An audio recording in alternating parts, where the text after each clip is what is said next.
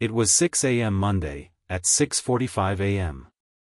I was backing out of our garage to go to work in Manhattan.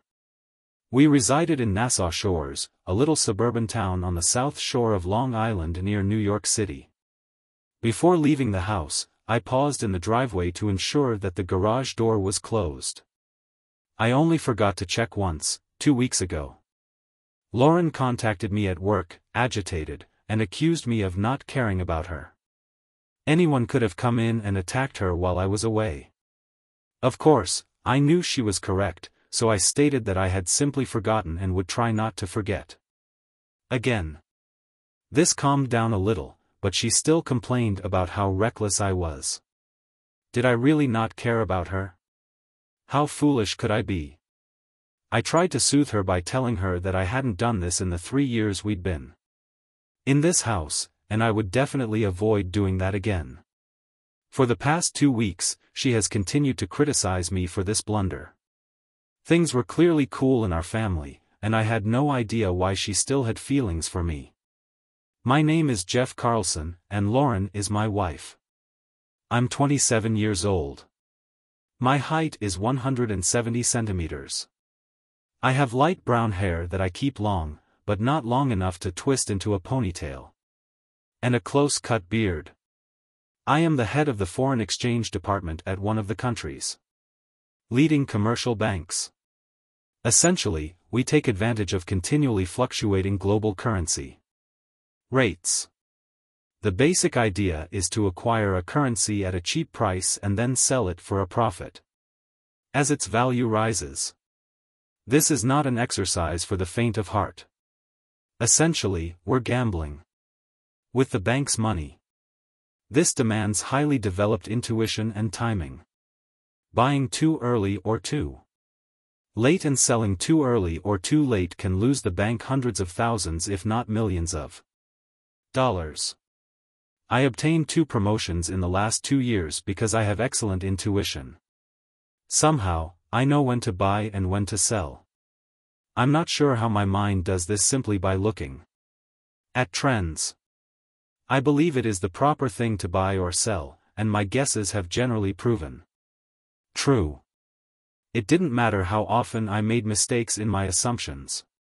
When the bank officials realized how much money I had made for them over the previous 4 years, Lauren is also 27. Although she is a few months older than me, she stands 165 centimeters tall and has jet black hairstyle just below her shoulders. She has a round face with gentle Italian features and olive Mediterranean complexion. She is visually gorgeous. At least that's what I believe. Perhaps I am biased. She has petite breasts, a slender waist and a stunning ass. Not too big and not too little. She works in Huntington, New York, a town on Long Island's north coast that is approximately 25 minutes from our home. She works for a nationwide health insurance firm. They are part of the FDA, BP, and offer health insurance to federal and state personnel. She undertakes the majority of her job in the Huntington office, although they occasionally attend several insurer meetings and interact directly with employees to persuade them to sign up during open season.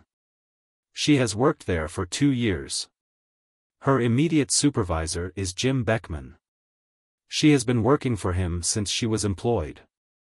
I've only met him once or twice at corporate gatherings in the last 2 years. One was a Christmas celebration while the other was a work picnic. He was taller than me, measuring 190 centimeters and weighed slightly more than 90 kilos. It is apparent that he trains frequently. He never done anything like that, but I simply didn't like him. Something about him bothers me. It was my intuition speaking again. There was something out of place there that disturbed me, but not enough to bring it up with Lauren. As I saw the garage door closed, I turned on my satellite radio to a country western music channel. The tracks were slightly darker, which was just ideal for my mood.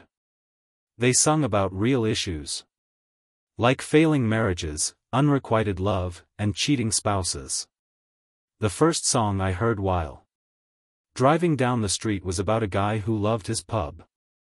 The melody was catchy, but I did not understand it. When the second song began, I drove through a red light and came to a stop. As I sat by the light source, it felt as if my eyes were opening for the first time in a long while. The performer sung about exactly what was going on in my marriage to Lauren. I didn't notice I was sitting at a traffic light with my lips open, listening to a music. When the cars behind me started honking their horns, I looked up, saw the green light, and began driving forward. I crossed the street and entered a shopping center parking lot. I sat and listened to the rest of the song before going to the train station. I must have been on autopilot since I cannot recall driving there. I sat on the early 6:30 train to Penn Station. I recall the first time I met Lauren. It was in July, shortly after my 16th birthday. I'd be a junior in high school when school resumed. I was mowing the lawn in front of my father's house when a cargo van pulled into the Miller's driveway, 2 doors down. Old Miller died last year. Mrs. Miller was a nice but vulnerable woman. One of her children lived 2 towns away and invited her to live with them. As a result, the house was placed up for sale. I observed as the new BMW closely followed the moving van. Mr. Frank Scavo exited through the driver's door while his wife Cheryl exited through the passenger's door. I didn't know their names at the time. The sight of her reappearing from the back seat was the most gorgeous I'd ever seen. Lauren Schiavo was a couple of months older than me. Her hair was trimmed short, giving her an elf-like appearance. She wore tight denim shorts and a tank top. She looked at me and smiled. For me, it was love at first sight. A few days later, after the relocation was completed, I was strolling down the street and noticed Lauren sitting outside with her mother. I'm not sure how I gained the guts to approach them and introduce myself. Cheryl Schiavo was a stunning woman in her own right. Lauren was a little version of her mother. Mrs. Schiavo was smart enough to recognize that I didn't want to chat to her and went inside the house to bring us some iced tea. After offering us tea, she went back inside, leaving us to sit on the porch and converse. I'm sure she overheard our talk when we sat on the porch. We got along really well. And I spent the remainder of the summer with Lauren. I told her about the school we would both be attending in the fall. I was simply glad to be in her company. July gave way to August and school started. We weren't in the same class or doing the same courses, but we ate lunch together and took the same bus home every day. After only a week at the school, I discovered that they held a harvest dance in mid-October. The next day, Saturday, I observed Mrs. Schiavo and Lauren return home after food shopping. After the last bag of goods arrived, I went down to their house to assist with its delivery. I asked Lauren if she wanted to attend the dance with me. She looked at her mother and responded, yes. Her mom grinned. I later discovered that she truly liked me and thought I would be a wonderful fit for her kid. As September turned into October, I began to see Lauren less frequently than usual. She made new acquaintances with the cheerleaders. I knew she wanted to be a cheerleader from our chats over the summer, and she was doing it to earn a seat on the squad. I saw her on the bus every day, and we would always sit together and converse. The big day is finally here. I was going to brag about my girlfriend to all the males at school. I am sure none of them expected Lauren to be with a nerd like me. My father took us to school because I was too young to get a license. As we began dancing, I noticed a few members of the football team stare at us, and some of them chuckled and laughed together. I questioned what it all meant, but I chose to ignore about it and go sit with my friends and have fun. We danced a few times and then sat on the sidelines for a while. Until a slow song began playing. Before I could ask Lauren to dance, Billy Barber, the star line backer, appeared and extended his hand to her, saying, "Come on, baby, it's time to let everyone know who you're actually with." Lauren jumped out of her seat and went without looking back. I sat with my mouth open. I looked back at my friends and inquired about what had occurred. My friend Jack commented, "It looks like you just got dumped." I looked at Lauren and Billy. It became clear that this was not their first time dancing together. I felt the color pour into my face. I felt so humiliated. I was made to look foolish. After the dance, Billy and Lauren went over to the football team's tables. Billy Barber was one of the biggest guys in school. I knew I wouldn't be able to beat him in a physical confrontation. I couldn't do anything except sit in my seat. I looked around and everyone on the football team was laughing at me. Lauren, at least, did not turn around and join in their ridiculing of me. I sat at the table for the majority of the night. I wanted to leave, but I would not give them that pleasure. Billy came over to me, placed his hand on my shoulder and whispered in my ear, "You did not believe a weakling like you could date a girl like Lauren, did you?" He stared at me and chuckled mockingly before walking away, shaking his head. Lauren did not return to the table or speak with me until the end of the dance. I noticed she was having a fantastic time with her new buddies. I wondered if she was laughing at me too. Finally, the dance came to an end. I dreaded what I had to do next. I went over to where Lauren was seated with Billy and his friends. "Lauren, my father will be here soon and I need to take you home," Billy responded. "Get lost, Carl, because she's heading home with me." "Lauren," I snapped, "I honestly don't care how you get home. If you don't come home with me, my father will be obliged to inform your mother that you fled with someone else. You can explain to your mother why you returned home with Billy." I turned and walked away. At that point, I didn't mind if she went home alone. Lauren soon took the seat next to me. She attempted to make small talk by asking, "Did you like the dance, Jeff?" I glanced at her with disgust and said, "Are you from another planet? You abandoned me for that moron, Billy Barber. Clearly, this was arranged in before. You didn't say anything else to me until the end of the dance and now you want to know what happened. So, to answer your question, I did not have a good time tonight." Soon, I noticed my father's automobile halt in front of the school.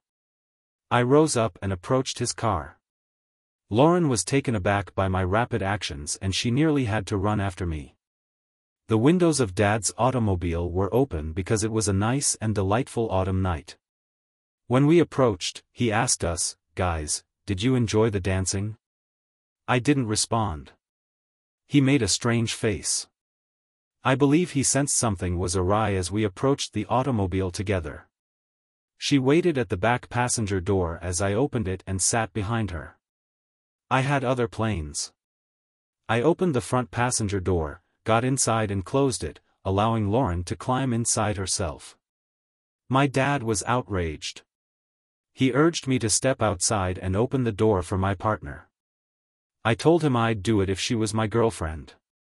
I looked at my father and his expression said, "What the hell is going on?" While I waited in deathly silence, Lauren opened the car's back door and entered. My father shrugged and drove us home. When we arrived at the house, there was silence. Servos. Lauren's mother was waiting at the door. My father and Lauren stepped out of the car. But I simply sat there. Lauren's mother also sensed something was wrong. She knew I normally led Lauren to the door. Lauren passed by her mom and I turned to look at her. I saw her mother look at my father inquisitively. Then she stared at me. Lauren turned to look behind her and we both made eye contact. We attempted to read each other's expressions. Lauren's face was devoid of expression. The page was blank. If she could read my face, it must have been filled with scorn and rage. When Dad got back in the car, he asked me what had happened. I just informed him that at the dance, she met someone she loved better than me. I never informed him about her dishonesty. He told me to forget about her son. The sea is filled of fish. After that, we barely spoke. I sometimes passed past her house. She might wave or say hello. Jeff. I've always ignored her. When I passed by one day while Mrs. Schiavo was out with Lauren, they both greeted me simultaneously. I said something profound. "Hi, Mrs. Schiavo, isn't it a nice day?" I didn't speak to Lauren. She seemed to have vanished from my life. Lauren soon stopped trying to talk to me. Every morning, I watched Billy Barber pick her up in his car with a group of other youngsters and leave her off after school. She joined the support crew. I made the honor roll. After high school, she went to work while I attended Wharton Business School at the University of Pennsylvania on a full scholarship. My parents organized a lavish graduation celebration for me. The Schiavos were invited since they had become good friends with my parents. Lauren wasn't invited. My parents wanted it, but I informed them that if she was invited, I would not attend my own party. Mrs. Schiavo sat down next to me, which surprised me. She told me I was astonished when you came home the night of the dance. I felt you two would be a terrific couple. I am deeply sorry that something transpired between you two that night. We talked briefly about Wharton before she blurted out what happened to you two that night. I gazed directly into her eyes. It was like peering into Lauren's future face, 20 years later. Older, yet still young, just like Lauren. I had never thought of her in that way before, and I instantly dismissed the concept. Finally, I told her that we had realized what we wanted out of life. That night, we realized they were two separate things. I wasn't quite ready to talk about Lauren's dishonesty. She appeared to be about to add something else, but then decided against it. She kissed me on the cheek, wished me luck, and then went. My new position at the bank began in mid-June. This gave me 1 month to find an apartment in New York that was convenient to work. I eventually settled on a 1-bedroom bathroom apartment in Soho near Hudson Square. It was an excellent location because everything was within walking distance. There was no reason for an automobile. My new job was hectic, and I was still figuring out how everything worked. It took up all of my time. We did not have time to communicate. I rapidly discovered that what we learned in school and what is required in real-world situations are completely different realities. It had been 4 months since I last saw Mom and Dad. One evening, my mother called to welcome me home for the weekend. She said I may stay in my old room. This would not be an issue because half of my clothes were already there. Besides, I missed my mother's home-cooked meals. The most convenient way to get to my folks' residence was via train. They resided about 8 blocks north of the rail station. 4 blocks after I had walked, a car came up beside me, signaled a school buddy called Becca, reached out the window, and said, "Hey, stranger, do you need a ride?" "Hell yes," I exclaimed. "It's unbearably hot here." Jumping into the back seat, I noticed my old friend Jack behind the wheel. We sat on the side of the road and reflected on what had transpired in our life over the previous 4 years. It was enjoyable to be in the company of old friends. I didn't realize you were a couple.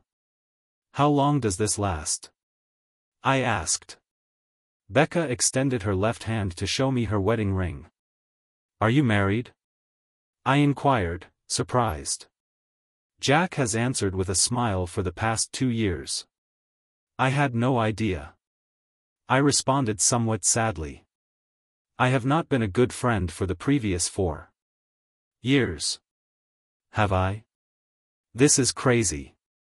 Becca said, we did not contact you either. It is just life. Thank you for that. Becca was my relieved reaction. I'm very delighted to see you all again. At those remarks, I noticed an idea emerge in Jack's head. It was an idea that should have been considered more carefully, but he simply blurted it out. What he said next transformed my life. Listen, Jeff, we are holding a party at our house tomorrow night. Would you like to come and sit in the back seat? I saw Becca turn and stare at Jack. It was a look that men began to recognize as soon as they married. This signified, are you crazy? Say nothing. If I had comprehended this expression, I would have declined the invitation because I am simply a dude and have no idea what this means.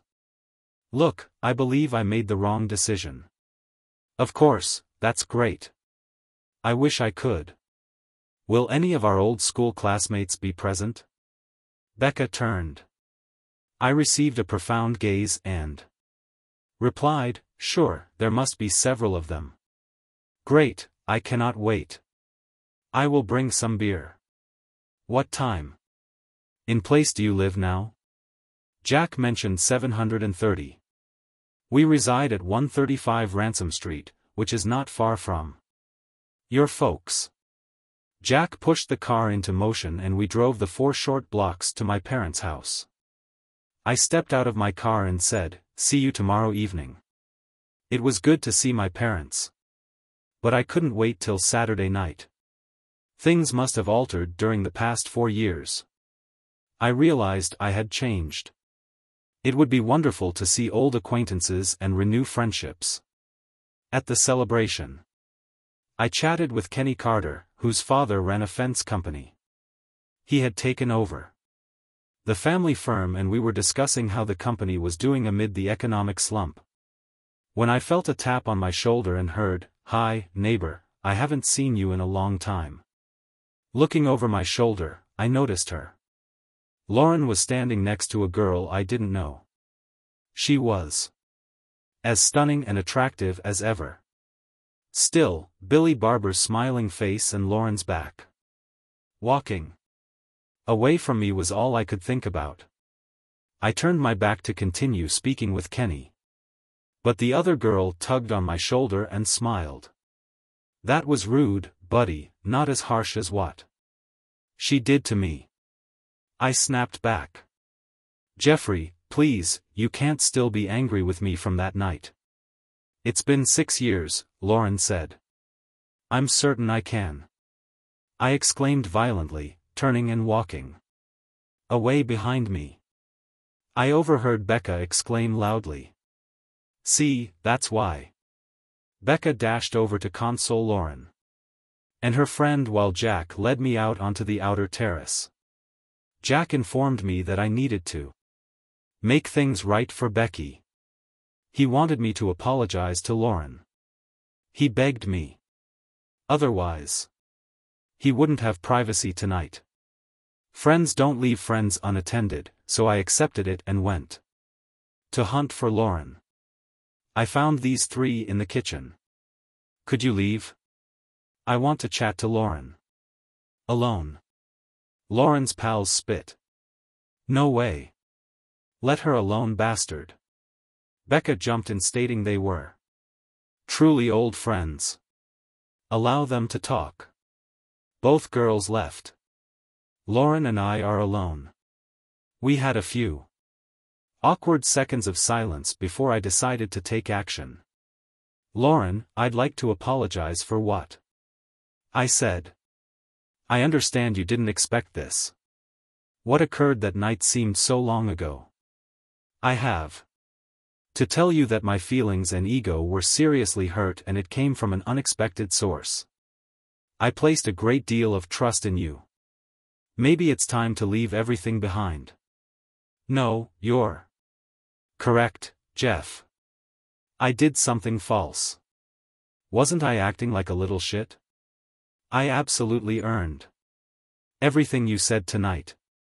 I've never apologized for what I did. Would you accept my apologies now? Thank you, Lauren, and certainly I accept your apologies. Lauren jumped into my arms and embraced me. We peered into each other's eyes before kissing Becca. When Jack stepped into the kitchen, Becca commented, "Damn me, honey. It looks like you really knew what you were doing." Jack sighed with relief and pushed out his chest, saying, "Damn right, and don't forget it." We all laughed and joined the party. Lauren and I began dating and were married 9 months later.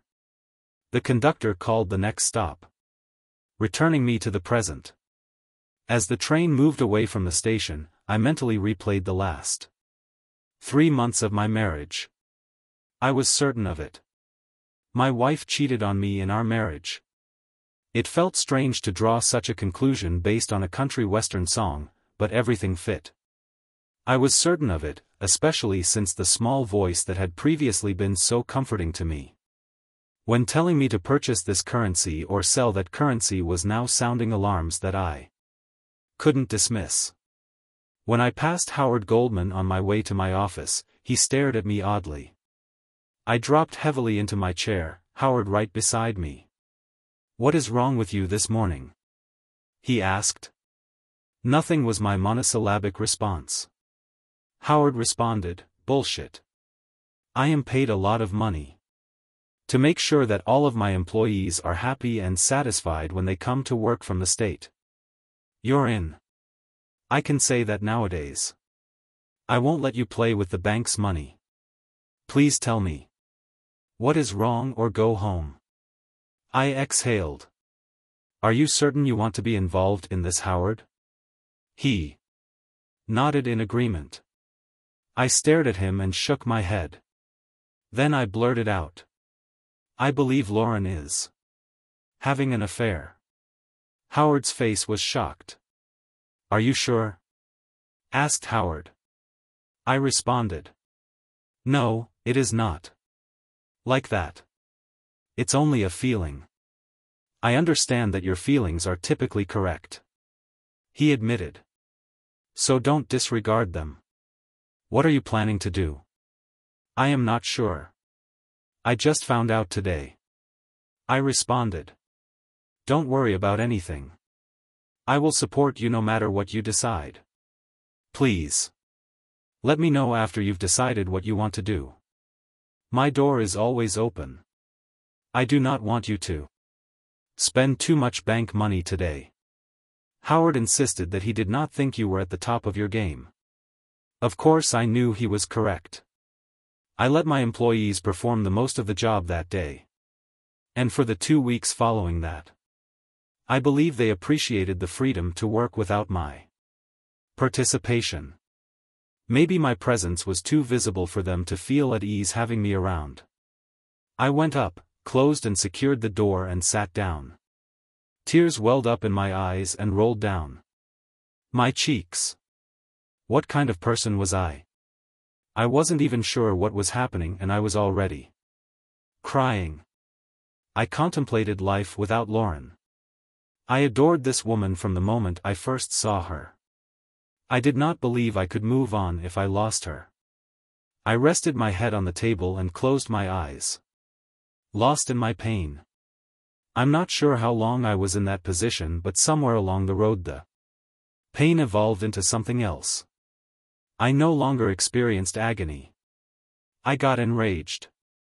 I contemplated going home and confronting Lauren. That would be ridiculous, wouldn't it? What evidence did I possess? I had lyrics to a country song.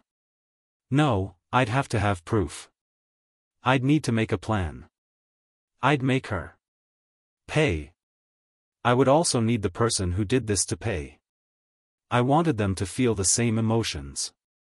That I did. They would experience pain. I'd take care of it. I needed to formulate a plan soon. When I left work, the first thing I did was purchase many voice-triggered digital voice recorders and position them in discrete locations throughout the house. I've placed them in the bedrooms, baths, and garage, places where she could speak with someone without needing to use the phone. I then attached the recorder to the furnace. I determined that was all I needed to catch her. I'll just keep an eye out for it and it'll come out eventually. I tried to seem regular around Lauren, but I guess I wasn't doing a good job. I set up the recorders on Wednesday and by Friday, I had the first evidence of Lauren's betrayal. The incriminating chat on Friday went like this. Jim, this is Lauren. Why are you phoning me at my home? What if my wife answers the phone? Jim Beckman let out a bark. Do not worry, I would make up an excuse for work. I believe we should back off a little. Jeff is acting strangely. Was he accusing you of anything? No, he is behaving unusually. He appears chilly and distant. Maybe we should just relax for a time. Okay, if you believe. It is better this way. Jim became irritated and then an idea occurred to him. Lauren, you are aware that in 2 weeks I will be departing for Miami. Why don't I ask Fred whether he'd want to accompany me? Then we could have a week together. What are your thoughts? He asked. I do not know. He might not have done it if he hadn't been so amusing. The way he acts may make him. Well, I don't know. I do not want to make him suspicious. I could ask him what he does. If he acts strangely, I can tell if he knows anything. Let me check with Fred. If he accepts, you can inform Jeff that this is a work trip. Jim laughed happily. I'll chat to you tomorrow. Bye. So now I know for certain. Previously, it was merely lyrics to a song. Now it was genuine. Lauren cheated on me. She intends to travel away for a week to cuckold me with this asshole Beckwith. When I realized this, I was struck with despair. I felt sad for Lauren.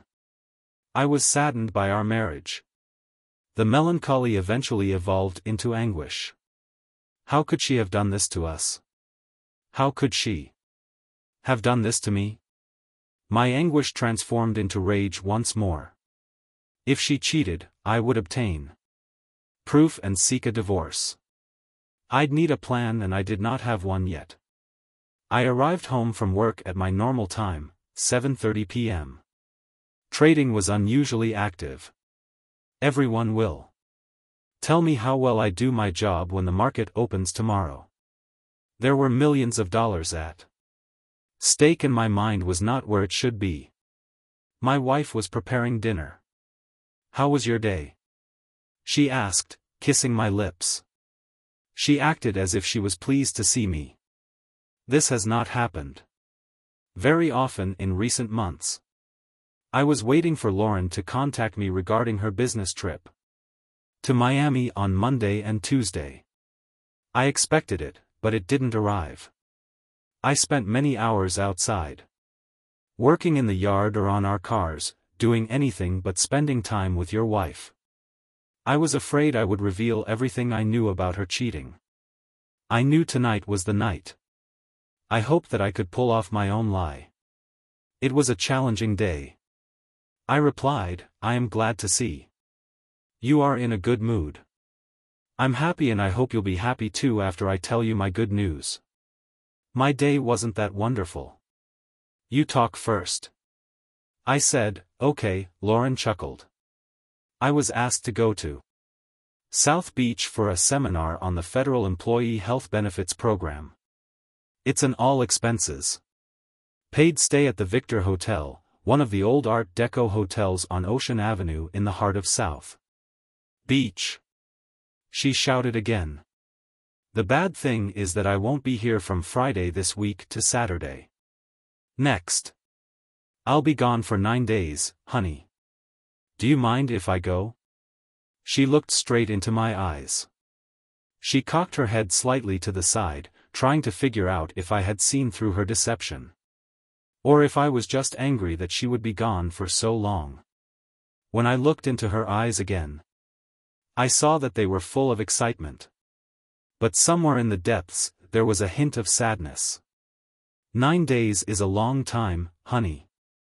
Do you have to leave? Is it something that will be used against you if you don't do it? I asked. I don't know, Jeff. Perhaps this is true. I know that Mr. Beckman counts on my help at this seminar. This will be a feather in my cap if I do go. She added. I walked to the front door and looked out onto the front lawn. I knew that if I said yes, our marriage would be over. If I had said no, it would have been over anyway. Over the previous 4 days, I had made a plan and now I had made a decision. I whispered quietly, if it's important to you or your work. Of course, you can go. When are you leaving? I asked. Did I not hear you? Did you say I could go? She asked incredulously. I could not say these words because I knew that my voice would tremble. I simply nodded my head affirmatively. Lauren ran up to me and hugged me tightly saying, "Thank you, thank you. This means so much to me. I promise you won't regret it. I've already done it." Lauren was scheduled to fly out of Kennedy Airport at 10:30 in the morning on Friday. I told Lauren, I'll take the day off from work to take you to the airport. Lauren looked surprised. And suggested you don't have to take the day off, honey. Mr. Beckman volunteered to drive me. Never.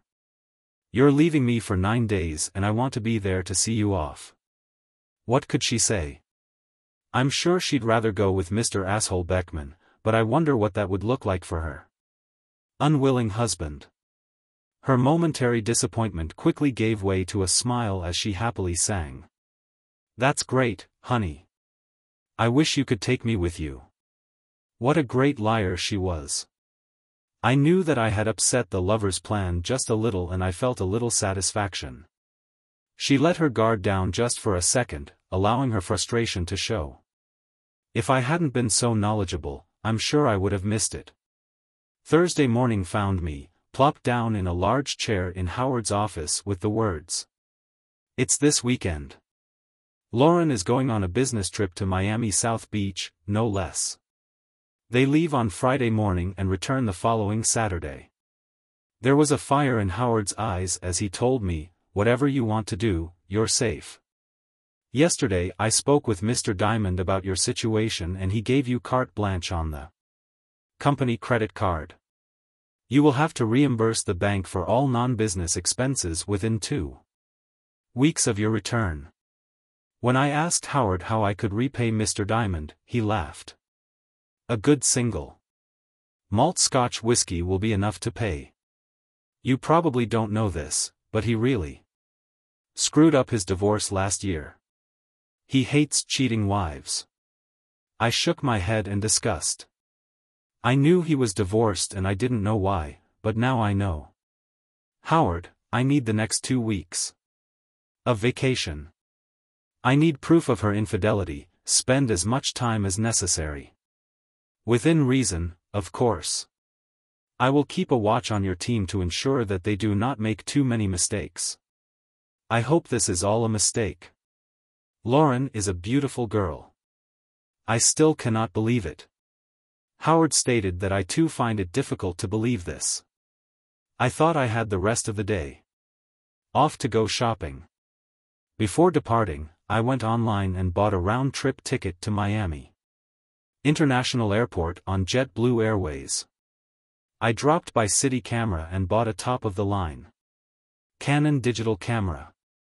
It will capture crystal clear photos and videos with sound. It came equipped with a detachable optical zoom lens. The salesman stated that I could see an eagle's from 100 meters away. Then I purchased a little carry-on bag. Then a trip to Walmart to get new clothes, shorts, tops, underwear, sneakers, and sandals. The final piece was a New York Yankees cap. Lauren, a die-hard Mets fan, would never have believed I'd wear a Yankees cap. All of the lids had patriotic phrases, flags, and eagles. I didn't normally wear shirts like these. The final visit was the drugstore, where I purchased fresh razors and a box of black hair dye. Now I was prepared for my excursion. I placed the new luggage in the trunk of my automobile. All purchases were made on a corporate card. If Lauren looked at our bank accounts, she would have no idea. I was ready. Let the games begin. That evening at home, I inquired about Lauren's vacation itinerary. She was on a JetBlue aircraft from JFK at 10:30 a.m. and was staying in room 3.14 at the Victor Hotel. Mr. Beckman, as I was informed, was staying in another room. Of course, it was him. I was due to fly to Miami in 3 hours after her. I was also able to get a room at the Victor Hotel. I would be in room 541. I hope I don't get caught checking in. We got up early on Friday morning since we planned to arrive at the airport by 8 a.m. So Lauren would have no trouble going through security on her way to Kennedy Airport. The talk was quiet. She tried to strike up a conversation, but I wasn't too sociable. The realization that I was driving my wife to the airport to encourage an affair had a profound effect on me. Her acts destroyed my heart and left me very hurt. I'm having trouble hiding my emotions. Jeff, are you upset? Would you mind if I went on this trip? You said it's fine if I go. I know what I said, Lauren, but the thought of you being gone for 9 days really blows my mind. I know you need to leave. I don't want to be apart from you for too long. I'll miss you so much.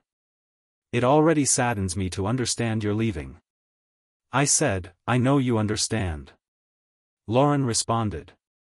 Of course, I get it. I feel the same way. It will be a long, lonely 9 days apart from you. Perhaps so. But I'll be hanging around at our house alone while you rest in a fancy hotel in South Beach with the stars.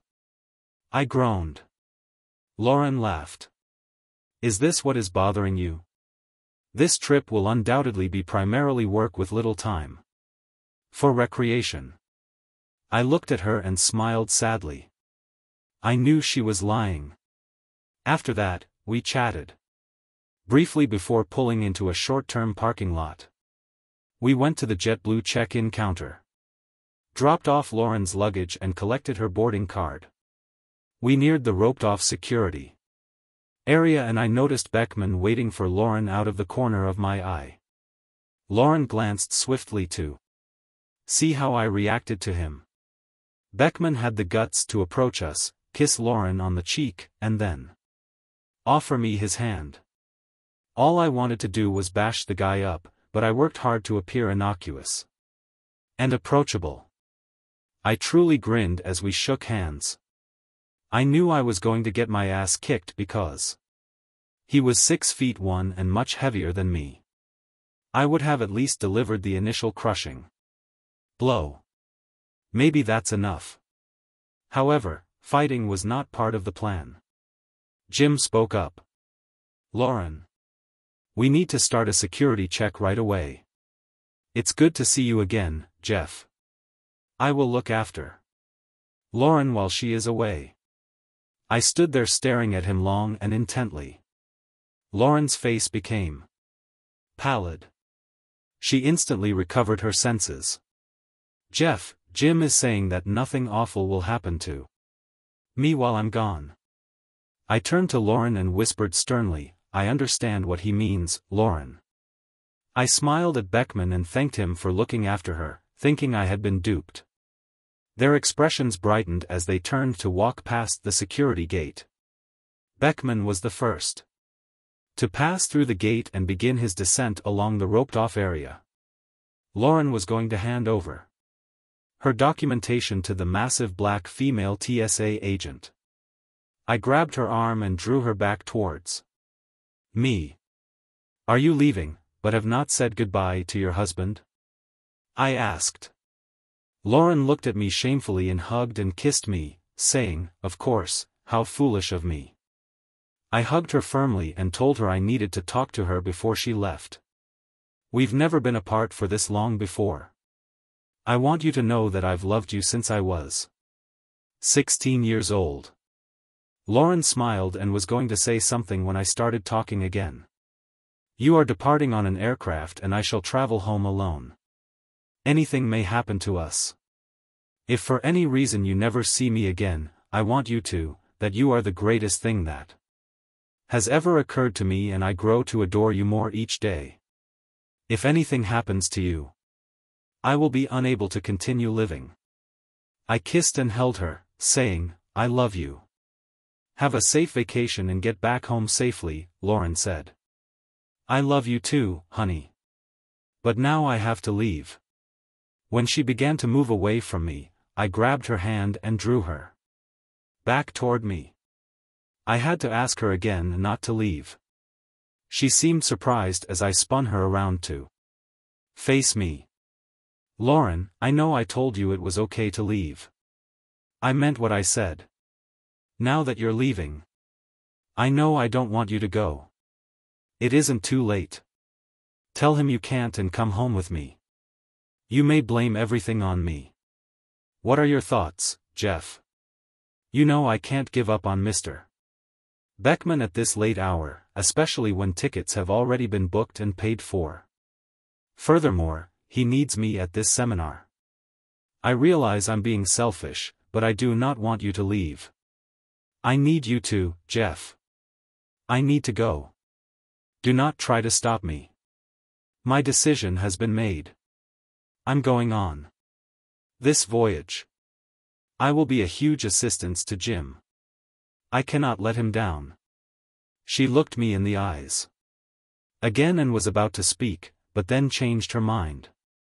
She turned, walked to the gate, and handed the agent her documents. My eyes were watery as I realized she was lying. I'm sure Lauren assumed it was because she was moving away and I'd miss her. I stepped over the roped-off area to where Beckman waited. Lauren moved towards us and I observed her briefly while she spoke with the TSA agent. I could see she was excited. I was curious what they were talking about that made her so agitated. By the time she arrived where we were standing, she regained her composure. They proceeded to the machines to get X-rays of their possessions. I watched Lauren remove her shoes and place them in a small basket. She looked at me and shrugged. "Do you know what you can do?" Gesture. She then turned and walked through the body scanner. By then, I had reached my limit of endurance and had to leave the building swiftly. I wasn't angry anymore. I just accepted that Lauren was no longer mine. I was starting to accept the notion that we would soon be separated. I transferred my car from short-term to long-term parking, picked up my carry-on luggage, and returned to the terminal. I waited until the departure board said Lauren's jet had departed before going through security myself. I sat down to eat breakfast and wait for my flight. I arrived at the hotel by taxi and checked in with no issues. The hair salon on site was open. I asked him to shave my face and give me a really short crew haircut. Once in my room, I dyed my hair black. When I finished, I looked in the mirror and wondered if my mother would recognize me, wearing sunglasses and a baseball cap. I could go around the hotel without fearing that Beckman or Lauren would recognize me. The hotel itself was intriguing. It was constructed in the shape of a U, the center of the U. I was looking at Ocean Avenue. Lumbus Park is located beyond Ocean Avenue, followed by the Atlantic Ocean. Lauren and Jim's room was on the third floor in the U's right wing. My room was in the center. Room 541, and it had a fantastic view of the ocean. In addition to the reception area, the ground floor had shops and boutiques. The second story of the structure included an outdoor swimming pool in the center. It spanned the length of the arms in a U form with lounge chairs positioned around the pool. Towels and drinks were supplied on my room's balcony. I had a view of the entire pool. The park embankment entrance is located across the road. The ocean view was wonderful. In different conditions, this might have been a wonderful setting. This time, it was not romantic at all. Around 8 o'clock, I made the obligatory phone call to Lauren. She took up the phone and said, "Hi, honey. I am delighted you phoned. I contacted your house multiple times, but you did not return the calls. I was concerned about you. Where have you been?" she asked.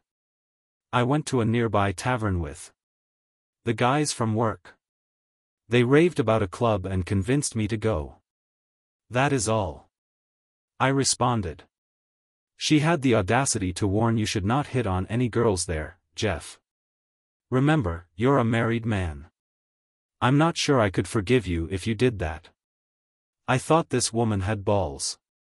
She's here to continue her affair with Beckman, and she tells me not to start my own. Why do you think I'd cheat on you? Have you ever had reason to suspect me of betraying you or our marriage? You know me better than anyone else. I could never injure you by doing something so shady as this." Now I pushed harder. "I know you would never do anything like that to me. That is why I let you travel on this trip to Florida. I absolutely trust you. I trust you with my heart and even my life. You already know it. Do you understand?" I asked. "Of course, honey. I feel the same way. I'm not sure why I said this. I know you wouldn't do that to me," she stammered. "Look, Jeff, I'm exhausted from the airline travel, and I think it's making me irritable. You call tomorrow, and I will be in a better mood, okay?" "Of course. Lauren," I said, "we can talk tomorrow. Good night, Jeff. I love you." Lauren continued, suddenly tired of the verbal sparring. I simply murmured, "Good night, Lauren," and hung up. Did she notice this? I didn't say her either. Would she care? I thought I had a restless night in bed. Sleep didn't come easily. My mind could only guess what was going on in room 314. I awoke on Saturday morning with no light or dawn. I was already awake and seeing the sun rise over the Atlantic Ocean. So woke is the wrong term. My objective was to search down the traders around the hotel, but after breakfasting on scrambled eggs and pancakes, I realized that my room was all I needed. I spent time on the balcony. I was sitting in a chair enjoying the sunshine. As I sneaked into my room, I caught a glimpse of Lauren strolling toward the pool with this moron. An idea came to me. The room contains 2 huge artificial plants and flower pots. If I stood on the balcony, I could observe the pool without being detected, trying not to make a noise. I carried both plants to the balcony and positioned a chair behind them. I then went inside to retrieve my camera and tripod and positioned them such that the camera lens protruded through the artificial greenery. I was confident that no one would notice the lens. Lauren and Beckman were already reclining in lounge chairs, talking. Lauren sat facing the U-shaped armrests. It was their room. Lauren was closest to me and Beckman was on the opposite side. Lauren had already done some shopping for this trip, I noticed. She donned a red bikini with a provocative top that highlighted her cleavage. The bottom was cut so high that I was confident half of her buttocks would be visible when she stood up. I turned on the camera and focused on the unfaithful couple. I quickly recognized there was a weakness in my idea. I could not hear what they were saying. I needed to understand what they were talking about. I have an idea and we can work on it later. I waited a half hour before noticing the first hints of adultery. Beckman, God bless his passionate heart, kissed her on the lips. Over the next hour, I saw 3 more kisses before they stood up to depart. I saw that I was correct. Worse, they left holding hands. Anyone could see they were a couple. When they went, I switched off the camera. I fell on the bed when I returned to my room. A solitary tear fell from my eye. I felt sad and fatigued. Seeing Lauren cheat was far harder than suspecting it. This emotion went fast. I took out my laptop and searched for spy stores in the South Beach area. Fortunately, there was one on Collins Avenue, a short walk from the hotel. Wearing a ghillie suit and moving rapidly, I was shortly back in my hotel room with what I needed: another tripod and a high-quality parabolic microphone. It could link to my camera, allowing me to add audio to the video I was recording. The microphone was put on a new tripod beside the camera. Next time, I'll be able to hear what they're saying. I awoke on Sunday morning with a start. It was bright and sunny outside. I was fatigued after getting very little sleep on Friday night. After dinner on Saturday night, I fell asleep and slept all night. Looking at the clock, I noticed that it was 10 a.m. Lauren and Beckman could have already left the hotel wasting the entire day. I went to the bathroom and did my morning rituals. After getting dressed, I strolled out onto the balcony and spotted Lauren and Beckman exiting Llamas Park. I turned on the camera and microphone, then called Lauren. I listened to what the camera had recorded. I heard Lauren's phone ring. The parabolic microphone functioned exactly as I had planned. Lauren looked at the phone when Beckman questioned, "Who is this idiot?" Lauren responded with a laugh. Beckman also laughed. Lauren suddenly worried, stated, "I need to answer the phone. Something horrible might have happened." Why else would he be calling on Sunday morning? She accepted the challenge. "Jeff, is everything okay? Did something happen?" she asked. I got the impulse to say something. There will be no BS. But I controlled my rage. Instead, I responded, "It's all right, honey. I was lonely and only wanted to hear your voice. It's nice to know you care about me. Jeff, I constantly worry about you. It's Sunday morning and I suspected something horrible had happened. You terrify the crap out of me." Lauren snapped, annoyed. I was angry up with Lauren's attitude and told her I had no idea I would be like this. "Lauren, does it bother you?" I felt alone. I figured talking to my wife would raise my mood. "Sorry for bothering you." She began to respond, but I hung up before she could finish her thought. "Do not worry," she said into the silent phone. I overheard her conversing on a turned-off phone via a parabolic microphone. She turned off her phone and walked to the nearest bench. "What did he want?" asked Beckman. "He was lonely and wanted to communicate with me." "Why did I assault him like that?" Lauren asked this question to herself rather than to Beckman. Beckman did, however, share his opinion. "Lauren, we've been having an affair for 6 months now. Maybe you're growing tired of him. Perhaps it's time to let him go. You know, get divorced." I slipped him and he proposed we spend more time together once we weren't hiding. Surprise. Okay, she snapped.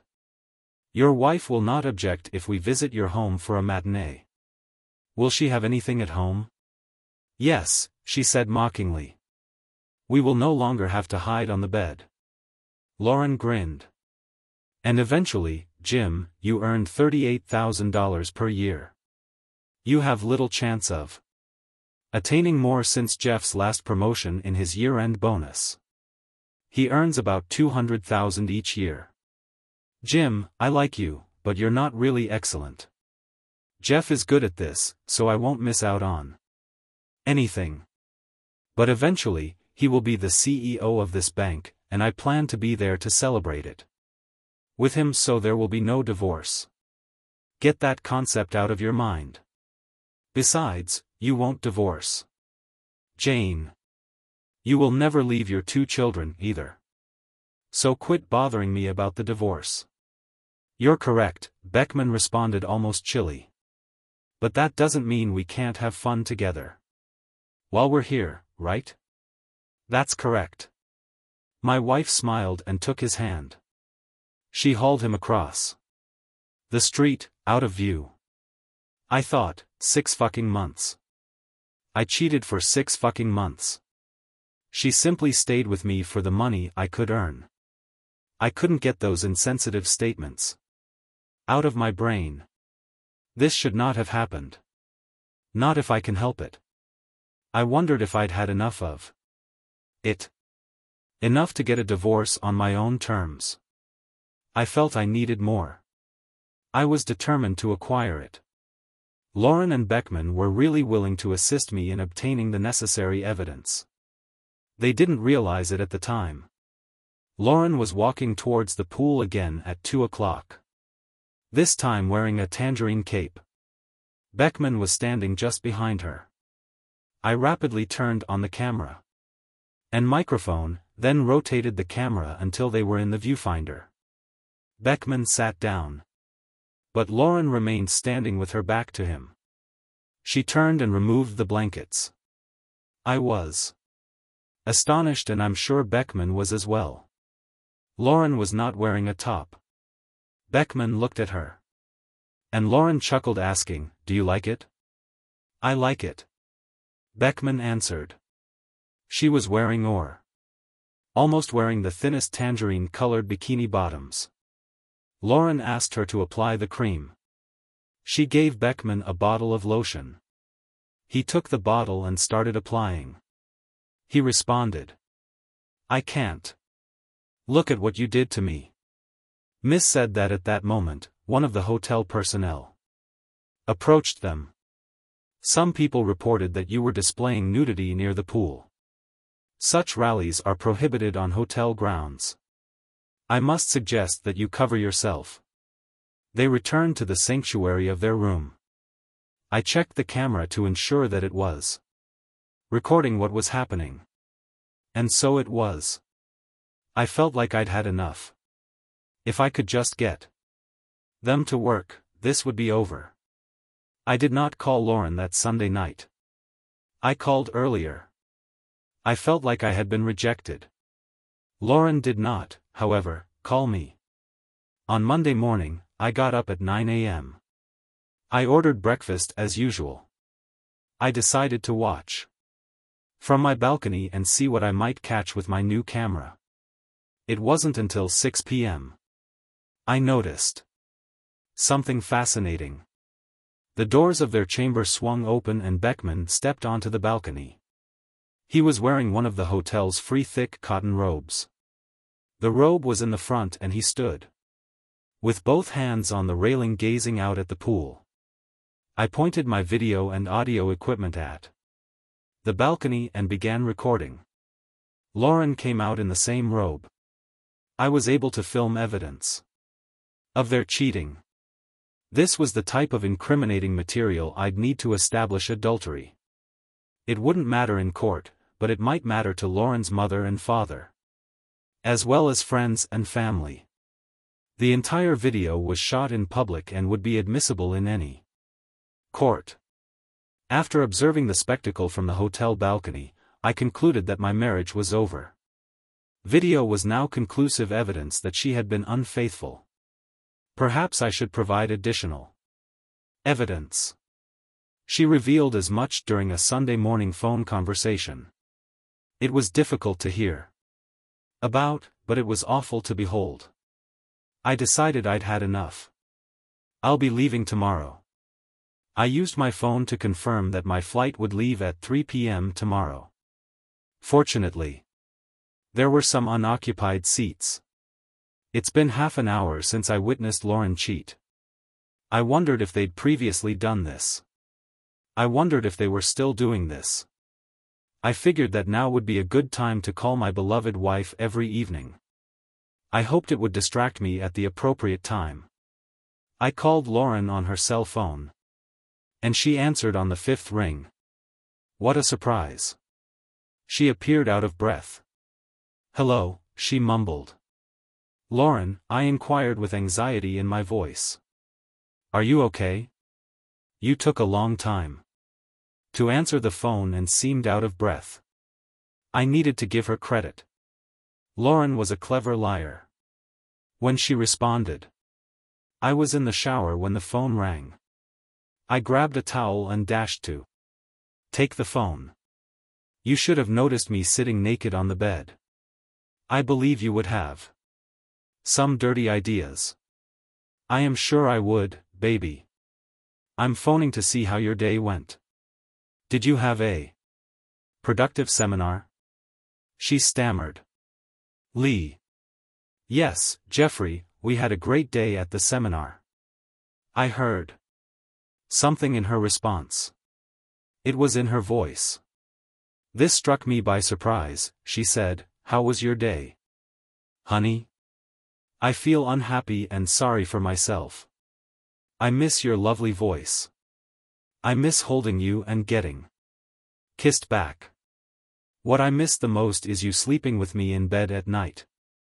When you are not here to share this bed with me, it becomes huge and lonely.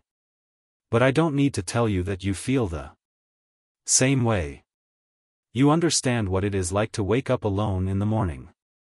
Do you spend your nights alone, Lauren? So I finally threw it out there. I wondered what she'd say. All I heard was a muted chat. Lauren, are you here? I asked. You sleep alone, correct?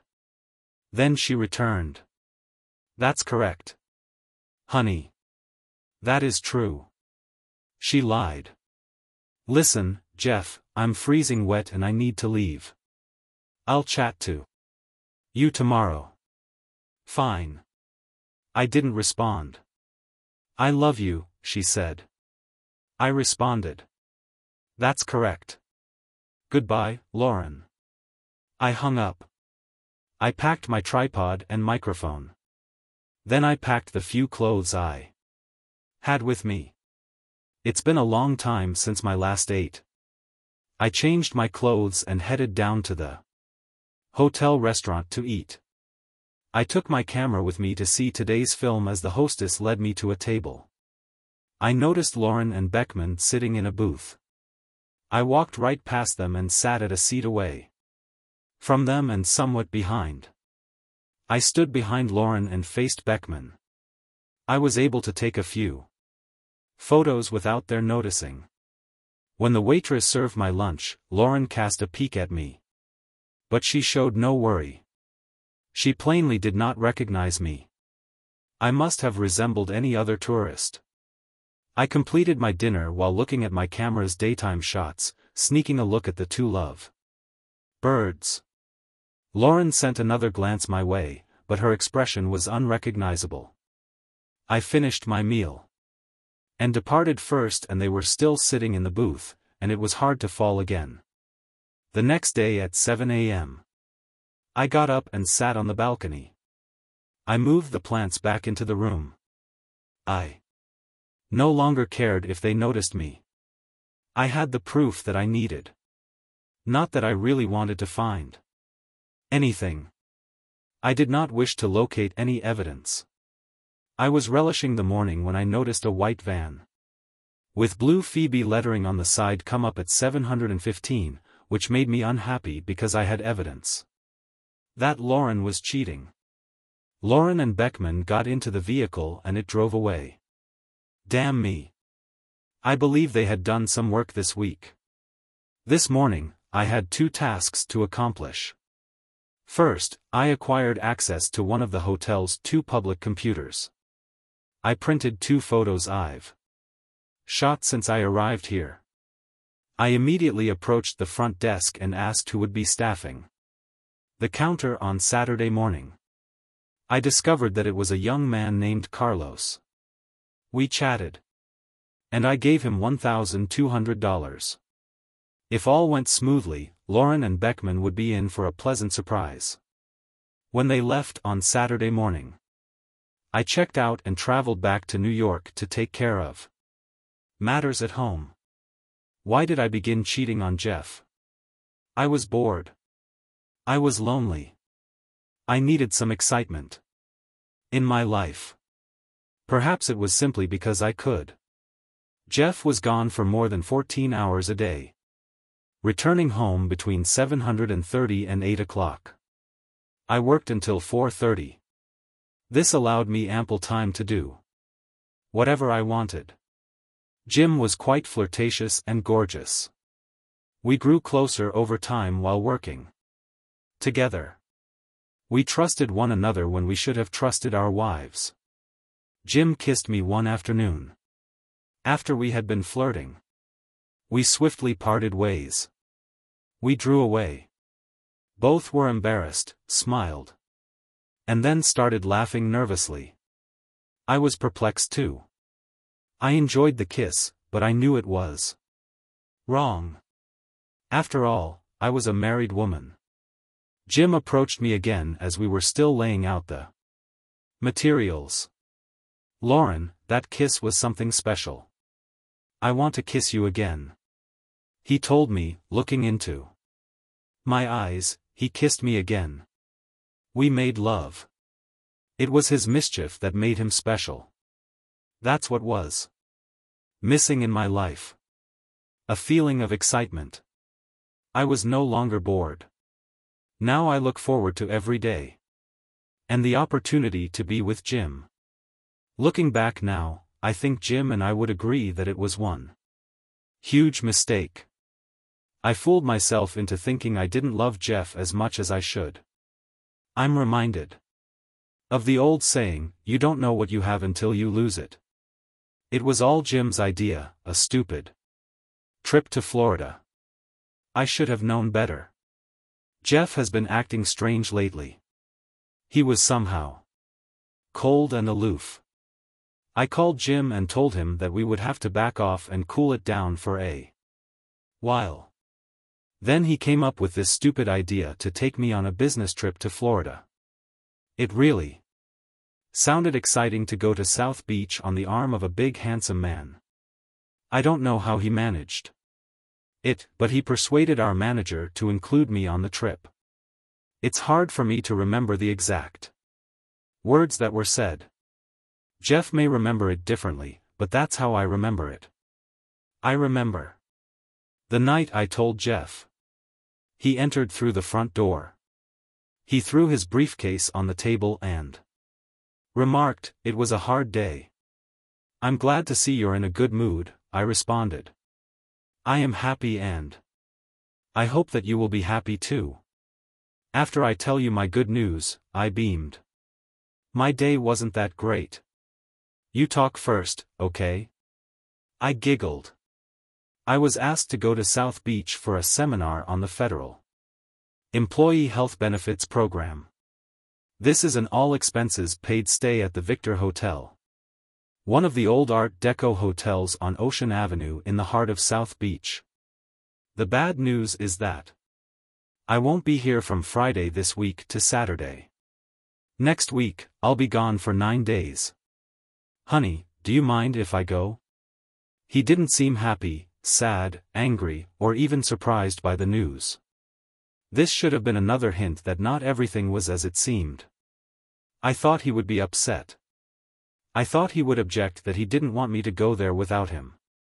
I looked into his eyes to understand how he felt. His eyes were fixed on mine and he asked, without any emotion, "Is it important for your work to go on this trip?" I told him, "Perhaps I will be passed over for a future promotion if I am unable to travel." He stood up and walked to the front door, looking at the front lawn for a few moments. Then he almost whispered something that I could barely understand. I thought he said everything was fine. I asked him, "Did you just say that I can go?" Still standing in the doorway and looking out. He nodded his head affirmatively. He never looked at me. He nodded his head. Yes, I could go. I felt so relieved. I was sure that if he looked at me, he could see the lie on my face. Now I was sure that he knew nothing about my affair with Jim. Jeff would never have let me leave. If he did, right. I felt dizzy like a schoolgirl. I walked up to Jeff and hugged him, saying, "You won't regret this." When he didn't answer, I ran to the phone. I should have told Jim. "Jim. Jeff said I could go to Florida with you." I laughed and giggled the whole time I was talking to Jim. One day I finally looked at Jeff. He stood at the table watching and listening to the telephone conversation. When I looked in his direction, he turned and walked out the door. He still had the same blank look on his face. Where the hell was my head? After the phone call, we spent a quiet evening at home. Jeff sat alone staring out the window, lost in his own thoughts. It finally dawned on me that he didn't want me to go on this trip. However, he wouldn't stand in my way if it meant promotion. That's exactly what I thought. If only I knew his plan. I had to do this. It was so unlike Jeff to agree so easily to my request to leave without him. This should have raised warning signs in my eagerness to spend time with Jim. I didn't heed the warnings. Jim wanted to take me to the airport, but Jeff wouldn't hear of it. He insisted and took time off from work to take me to the airport. The trip passed in silence. Jeff was acting funny. I felt that something was wrong and asked him, "Jeff, are you upset? Would you mind if I went on this trip?" He replied that he would be lonely and miss me while I was gone. I assured him that this would be a work trip with no time for rest at the airport.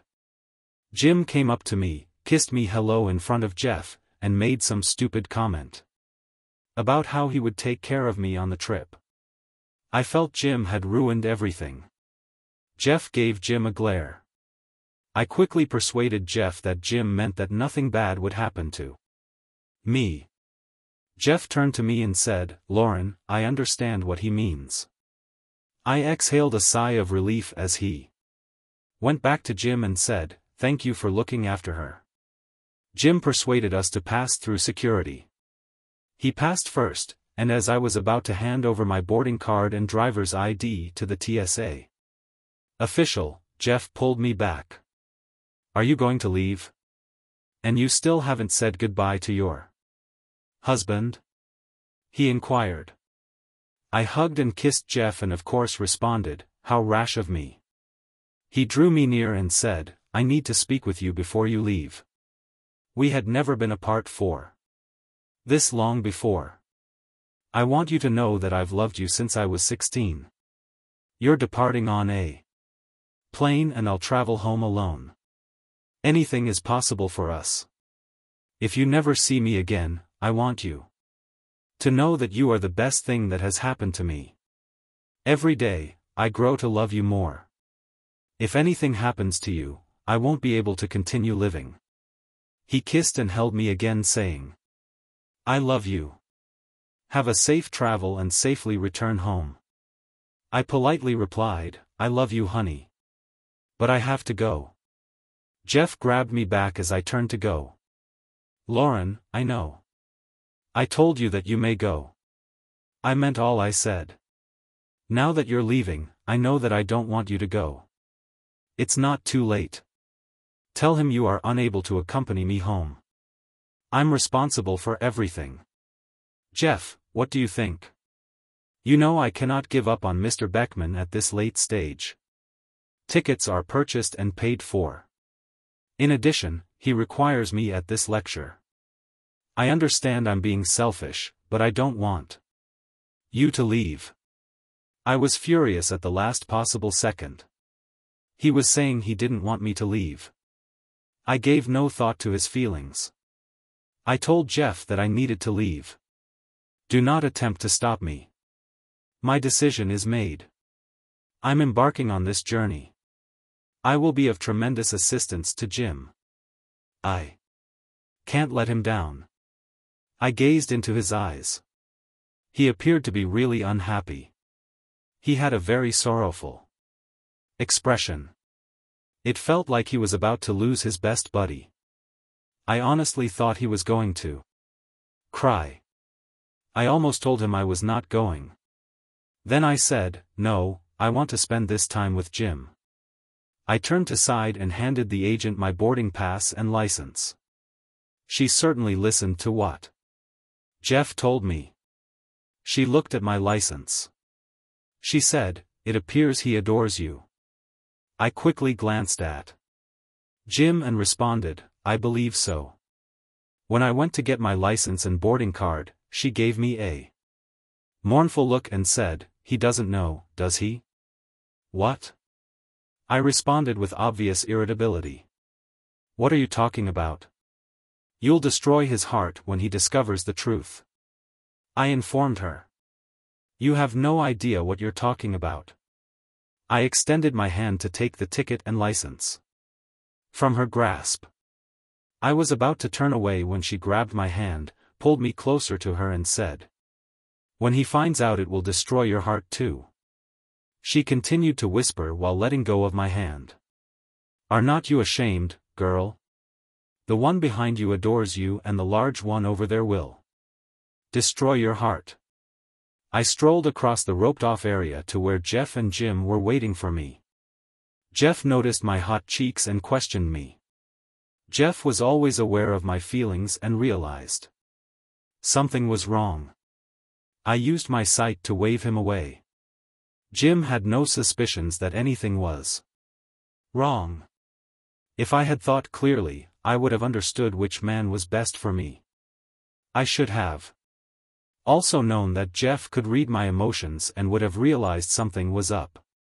Jeff stayed to watch us through security. I returned his gaze one day as I placed my shoes in one of the gray plastic bins. After passing through the body scanner, I turned around to say farewell to Jeff, but he was nowhere to be found. It seemed unusual to me, but I ignored it. The flight was enjoyable, if lonely. Jim instantly fell asleep, leaving me to watch TV on the plane till we landed. We checked into our hotel, and without waiting to put our clothes away, got into the shower before making love. After we set out our clothing, I called Jeff at our home number early to let him know I had arrived safely. Strangely, no one responded, recalling what Jeff had said about not seeing each other again. I got quite worried. I called several more times, but nobody answered. I was quite worried. Finally, around 8 o'clock, my phone rang. I realized it was from Jeff. "Hi, honey, I'm delighted you phoned. I attempted to phone your home multiple times, but you did not respond. I worried about you." "Where were you?" I inquired. "I went to a nearby tavern with some coworkers. They were raving about a club and convinced me to go. That's all." Jeff answered, unable to believe my eyes. I felt a surge of jealousy. I now see that I assumed that if I was cheating, he was as well. "You better not hit on any chicks, Jeff. Remember, you are a married man. I don't believe I could forgive you if you did that. Why do you think I'd cheat on you? Have I ever given you any reason to believe I was betraying you or our marriage? You are the person who knows me best. I could never harm you by doing anything as nasty as this. Lauren, I know you would never do anything like that to me. That's why I let you go to Florida. I fully trust you. I entrust you with my heart, even my life. You are aware of this. You understand, don't you? He inquired. Of course, honey. I am feeling the same way. I said a falsehood. I'm not sure why I said that. I know you will not do that to me. I mumbled, stammering. Look, Jeff, I'm pretty exhausted from the plane travel, and I believe it's making me irritable. You may contact me tomorrow. And I'll be in a better mood, okay? Yes, of course. Lauren, we can chat again tomorrow. He answered. Good night, Jeff. I adore you. I needed to tell him that I adore him. I'm not sure why. I felt as if I was drifting away from him. I genuinely did not want to lose him.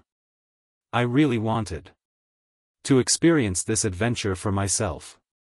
He said, Good night, Lauren, and hung up. A thought occurred to me. Did he truly say he loved me back? I wasn't certain. I assumed he had done just that. He used to do this whenever we talked.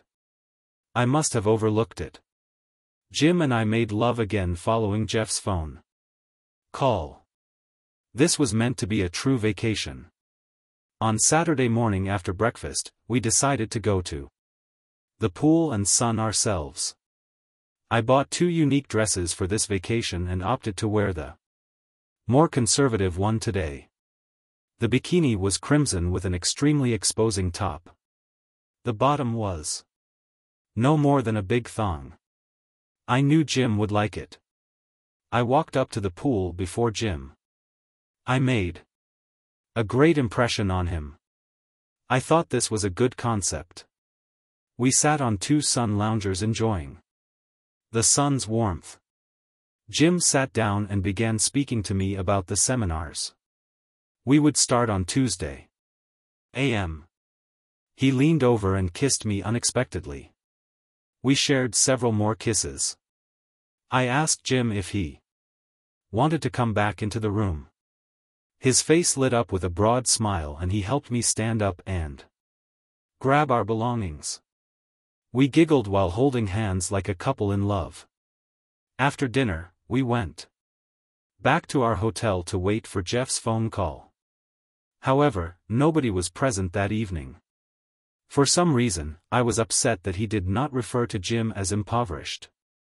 I was in such a nasty mood that he would not receive any affection tonight. On Sunday, we got up early. Jim and I wanted to go along Lammas Park's boardwalk. We were hoping to spot some movie stars frolicking on the beach. Unfortunately, we didn't see anybody. My cell phone rang as we were exiting the park just across from the hotel. I checked the phone and saw that it was Jeff. I was still upset with him for not calling last night. Jim inquired who it was and I laughed. That moron, Jim also laughed at my little joke. I've got to answer the phone. Something horrible could have occurred. Why would he call on a Sunday morning? Jeff, is everything fine? Has anything happened? I inquired. It's fine, honey. I felt lonely and all I wanted was to hear your voice. It's comforting to know you care about me. Jeff, I always worry about you. It was Sunday morning and I suspected something horrible had happened. You didn't make a call last night. You terrified me. I practically yelled at him. I was quite annoyed. I had no idea I would turn out like this. Lauren, you irritate me. I was aware that he was in pain. I could hear it in his voice. I experienced loneliness. I thought Talking to my wife would make me feel better. I apologize for bothering you. He hung up before I could answer. Do not worry, I said into the turned-off phone. I turned off the phone and went to the nearest bench. What exactly did he want? I asked Jim. He felt lonely and wanted to chat to me. Why did I assault him that way? I questioned myself. Not Jim, but he responded nonetheless. Lauren. We've been having an affair for 6 months. Maybe you're getting tired of him. Perhaps it's time to let him go. Get a divorce. Then we could spend more time together. We will no longer have to hide. That is right. I lost my temper. Your wife will not mind if we come to your house for a matinee. Will she do it? Yeah. It's as if we no longer need to hide. I grinned as I said what came next. Jim, you earned $38,000 a year. You have no chances of achieving more since Jeff's last promotion. And year-end bonus. He makes nearly $200,000 per year. I like you, Jim, but you're not particularly good. Jeff is pretty good at this, so I won't miss out on much. But someday he will be the CEO of this bank and I intend to be there to share it with him. There will be no divorce. Get that thought out of your head. Besides, you'll never divorce Jane. You won't abandon your 2 children either. So stop bothering me about my divorce. You are right. However, this does not mean we cannot enjoy each other's company while we are here. Jim suggested this. That is right. I smiled and took his hand. We dashed across the street to our room. After we had made love, Jim and I took a short nap. We got up, ate a quick snack and decided to return to the pool. I told Jim that I had chosen a special outfit for today's pool visit. I hope you'll enjoy it. I wore a tangerine cape. But Jim wanted to see the entire outfit right away. I refused, saying, "You'll see this in the pool." I walked towards the pool, Jim following closely behind me. Jim sat down and I remained standing back to him. I turned around and pulled off the covers. I laughed and said, "Do you like it?" "I prefer it," Jim replied. At that point, one of the hotel employees approached us and said, "Ms. Some guests complained that you were showing nudity near the pool. Such demonstrations are prohibited on hotel grounds. I have to insist that you cover yourself." Confused, I looked back at the parents of 2 small children who were staring at us. I took my cape and put it on. We left the pool area and returned to the room. We ripped our clothes off and jumped into bed. When I awoke, I saw Jim on the balcony wearing one of the hotel's thick Tory robes. We were making love when the phone rang. I realized it had to be Jeff and told Jim to be quiet while I spoke with him. I answered the phone on the 5th ring. "Hello, Jeff." "Lauren?" Jeff inquired, his voice full of concern. "Are you all right? Your voice is unusual. It took you a long time to answer the phone. You seem to be out of breath." I responded quickly. I was showering when I heard the phone rang. I grabbed a towel and dashed to answer the phone. You should have seen me sit and naked on the bed. I believe you would have some inappropriate ideas. I'm certain I would, baby. I'm calling to find out how your day went. Did you get much out of the seminar? That was all I could muster. I was surprised. Yes, Jeff, we had a good day at the seminar, I continued. Honey, how was your day? I am depressed and feel sorry for myself. I miss hearing your sweet voice.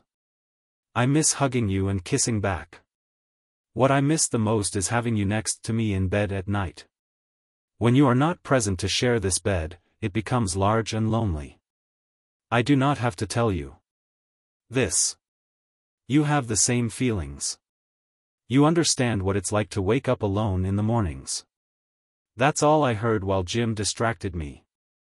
I removed the phone from my face, attempted to cover the receiver and pushed him away. He backed away and I told him again. Stop talking. To respond to Jeff, I raised the phone to my ear again. That is right, honey. That is right. I said a falsehood. Listen, Jeff. I'm freezing here. I'm soaked and I need to leave. I will talk to you tomorrow. Fine. I adore you. I told him as I usually do at the end of a conversation. Right. He mumbled. Sarcastically. Goodbye, Lauren. He then hung up. I did look at the phone before putting it down. I sat on the bed, brought my knees up to my chest and wrapped my arms around my legs. I had a bad feeling about this call. Something was wrong. I couldn't figure out what was going on. Damn it, Jim. Something has happened. I ignored his distracting behavior. I was about to call Jeff back when Jim interrupted me. What is going on with you, Lauren? I asked Jim. You appear to have just lost your best friend. Maybe so. Jeff's phone call was not normal. I have an extremely bad feeling. I hope he is unaware of us. This was the second time I told him I loved him and he didn't reciprocate. He had never done this before. He always tells me he loves me when we hang up. The first time was on Friday. It seemed to me that he said this, but I didn't hear it tonight. I know he didn't say it on purpose. Maybe he also said this on Friday, not on purpose. If it were true, it would mean that he knows about us. He should have known before he allowed you to go on this journey. You yourself said that if he had known, he would never have let you go with me. Logic tells us that he knows nothing. You're probably right, Jim. I thought Jim was right. Jeff had no way of knowing about this and yet deep down, I had an unpleasant feeling. Jim still wanted to make love. On Tuesday morning, Jim and I got up early and finished the first day of our workshops. When we returned that evening, we were both too tired to engage in any lovemaking. Jim actually fell asleep early while I was waiting for Jeff to call. By 10 o'clock, I was furious with him for not calling again. By 11 o'clock, fear had crept into my mind again. Did he know about this? And didn't he call on purpose? Should I call him? No. It was already too late. I thought about what Jim said yesterday and had to agree that Jeff didn't know anything. If I really believed this, then why did it take me so long to fall asleep that night? Wednesday was the same as Tuesday. We both headed back to the hotel room and ordered dinner. After eating in a quick shower, Jim felt refreshed and began to pester. I was shattered. I couldn't think of anything other than waiting for Jeff's phone call when this didn't happen. I was horrified. There was no chance that he wouldn't call 2 nights in a row. Even Jim began to worry. Jim's wife called him every day. Now he was beginning to doubt. When I didn't get a call by 9 o'clock. On Thursday, I called my mom and explained to her that I hadn't heard from Jeff since Monday. And could she go home and check on Jeff? My mother said that, of course, she would go straight there. 30 minutes later, my cell phone rang and it was a call from our home phone. I picked up the phone, blurting out Jeff. I'm so glad you finally called. Are you all right? It's me, Lauren. Mom answered. Jeff isn't here. I looked around all the rooms in the house and none of them. Does he lie unconscious? All his clothing are in his closets and his computer is at his office. Could you tell me what's going on? Nothing is happening, Mom. I said a falsehood. We had a brief dispute on the phone and I think Jeff is furious at me. I'm confident everything will be all right when I eventually talk to him. I'm happy to know he's not laying unconscious in one of the rooms like you said. If you hear anything from him, please ask him to phone me. I'll ask Lauren. This is very unlike him. You must have said or done something pretty horrible if he didn't call you for 3 days. No. Mom. Nothing that horrible. Just ask him to call if you see him. Thank you for doing this for me. See you when I get home, while Mom. Well, okay. Honey, I miss you and can't wait to see you on Saturday. Good night, Lauren. After my mom's phone call, I got even more frightened. Where the hell could he be? Why wasn't he home? I understood that I would have to wait 2 more days to find out unless he contacted. Or I could reach out to him. I decided to call both his home number and his cell phone. I have voicemail on both phone lines. I left pleading messages on both lines, telling him I missed him and couldn't wait to speak with him. I also stated that if he's angry with me for any reason, we could discuss it when I get home. Also, please do not make any rash decisions. I was beginning to think that my marriage might be over. Friday seemed to drag on indefinitely. I wasn't surprised that nobody called that evening. I tried calling both my home phone and Jeff's cell phone but couldn't get through. Needless to say, sullen Jim did not receive anything that night. On Saturday morning, I was up early. Before Jim woke up, I had packed my belongings and dressed. We left the room to check out around 11 a.m. when the elevator doors opened into the lobby. When I looked at the front desk, I noticed the clerk pick up his phone and make a call.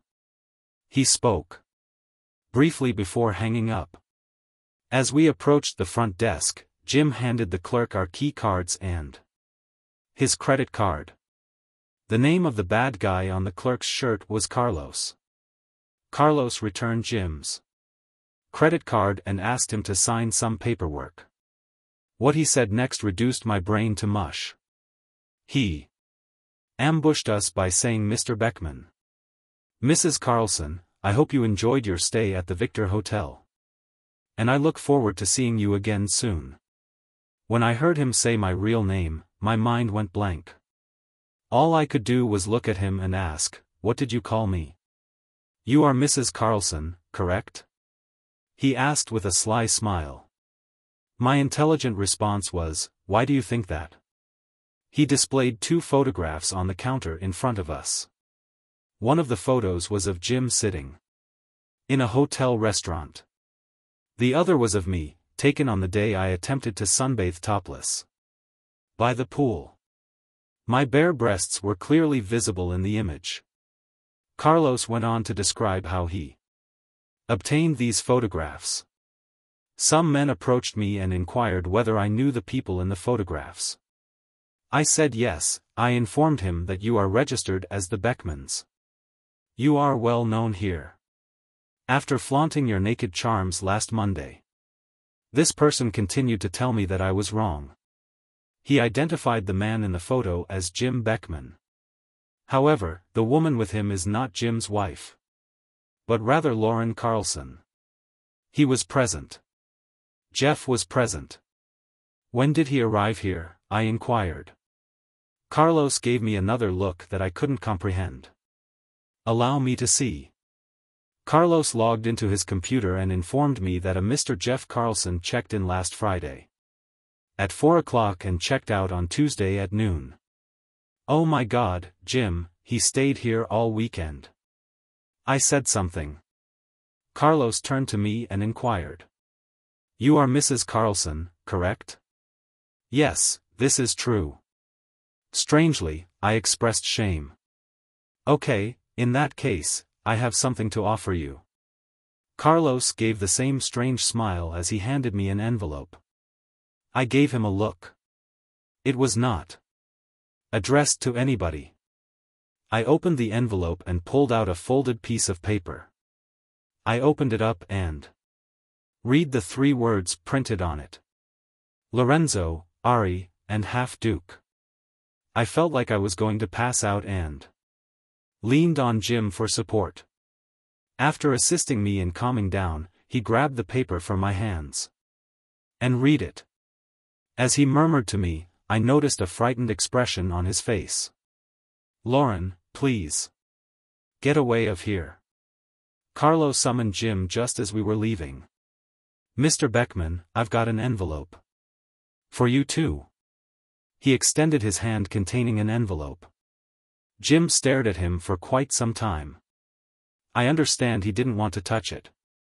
Jim finally took it. I pulled out the paper from within and read it. Jim read it, turned to look out the window at Ocean Avenue and dropped the paper, almost unintentionally, to the ground. I took the piece of paper and read it. "You expected to get away with it, idiot. I just spent the last 2 hours with your wife this morning. I don't think you'll have the homecoming you were looking for. I presented her with all of my evidence. This is just the beginning. I will do anything in my power to make your life a living nightmare." Jim was still staring out the window. As I was putting my handbag away, I snapped 2 images and letters for Jim and myself. Carlos picked up the phone and asked, "Did you hear that?" I glanced at him and he asked, "Is this everything you expected?" "That's okay, sir. I hope to see you back in Victor. You have made your stay here quite interesting, and the same for you, sir. Goodbye." "Was he my husband?" I inquired. Carlos smiled at me again but said nothing. I informed Jim. "Come on now. We need to catch a plane on our route to the airport." I made a call to my mother. I requested her to meet us at JFK Airport. My mother said, "Won't Jeff pick you up?" "I'm not sure, ma'am. We did have a fight and I know he's unhappy with me right now." "Honey, I can't believe it's like that. Lauren, Jeff would never leave you in trouble." My mother spoke now with distrust in her voice. "What were you fighting about?" "Nothing, ma'am. You don't need to worry. This is ridiculous. If he didn't pick you up, it had to be serious. Plus a visit to your residence to check where he was on Thursday night. No phone calls. It had to be large." Then she said with fear in her voice, possibly aware of what had occurred. She inquired out loud, "Oh, God, Lauren, what have you done?" I started sobbing. I'd done nothing that couldn't be corrected. "Please come to the airport in case Jeff does not show up. If you did what I believe you did, he will not be there. Don't worry. I'll pick you up." She hung up. I don't recall anything about the taxi ride to the airport or passing through security and boarding the plane. It was as if my mind had simply turned off and I was on autopilot. I didn't have any distinct thoughts until we got flying. Once my mind began to function again, I brought out photographs of Jim and myself. This was clear when my picture was taken. Jeff should have witnessed what transpired between me and Jim on Monday. Then I focused on Jim's shot. He was sitting in a booth, wearing a black shirt. He only wore this shirt once on a Monday night at the hotel restaurant. A shudder raced down my spine. Jeff must have been the person wearing a Mets cap and clutching a camera if he'd witnessed everything we did on Monday. I would have known that divorce was likely in my future. Something else troubled me about Jeff's letter to me. He declared himself a nerd. I called him a moron once. That is when I answered his phone call on Sunday. He must have connected us to the music in some way. I can't imagine what he'd do if he heard what we said. I could only hope he'd pick me up at Kennedy Airport and take me home. I believed the possibilities of this happening were small. Jim sat next to the window. Every time I looked at him, he was staring out the window, but I knew he wasn't seeing much. I spent the majority of the flight home looking over letters and images. I kept thinking about the phone calls I'd received from Jeff if he was in Miami. Who knows what he saw and heard? This ignorance made me afraid. The most scary part was the last phone call. That night, I realized something wasn't right. There was something wrong with this call. His demeanor was odd and I missed something. Now I realized how crucial it was, and Jim's distraction made me regret it. After repeating everything in my thoughts, I concluded I couldn't do anything until I saw Jeff again. When the plane touched down, I couldn't wait to get out. I dashed through the terminal till I exited the security zone. If Jeff was going to pick me up, I needed to see him. There was a short ramp that led to the lobby where Jeff should be waiting. As I stepped down the ramp, I quickly prayed. I noticed my mother waiting for me. I inquired, "Is Jeff here?" Mom shook her head from left to right, saying, "No." Jim followed straight behind me. I looked around and did not see Jane. He appeared despondent. He hurriedly grabbed his phone and called his wife. "Jane, hello, this is me. Will you be picking me up?" he inquired. He listened for a bit before terminating the call. He glanced at us and said she had hung up. "She refuses to come." He stepped up to the bench and placed his hands over his face. I was positive he was crying. Mom approached Jim, grabbed his hand and said, "Come on, I will take both of you home." My mother continued to shoot scathing eyes at me as we drove home. One day I turned to face Jim. He stared out the window, tears streaming down his cheeks like mine. I was thinking, he believed the vacation was a terrible idea. It's definitely not worth it. When I reached home, I had no idea if Jeff would be there. I asked Jim to stay in the car. At this point, confrontation would be detrimental if not impossible. I sprinted into the home shouting, "Jeff, I'm home." There was no answer. "Jeff, have you arrived?" I phoned him again. Silence. I dashed through the house looking for Jeff. I walked into our bedroom and discovered his closet and chest of drawers were empty. In a hurry, I dashed by my mother at the dinner table and headed straight to Jeff's office. When I looked around the room, I knew I was in trouble. The office was vacant. When I realized he had left, I came into the living room and sat down on a chair.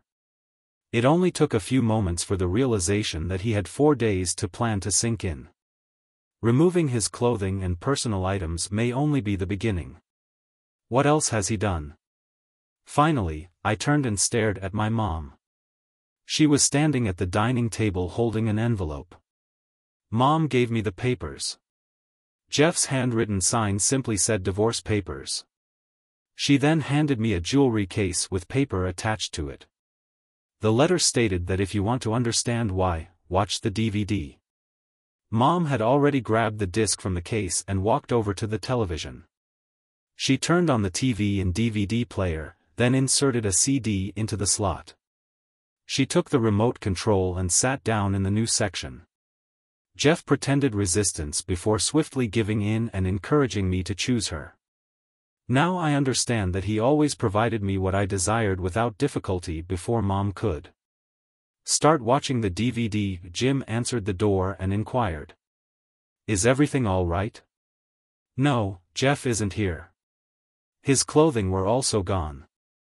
It looks like he abandoned me. I'm sorry it got to this. I'll call for a taxi and wait outside. I have to return home and attempt to fix my marriage." Lauren remarked, "I only hope I can, Jim. I'm just hoping I can."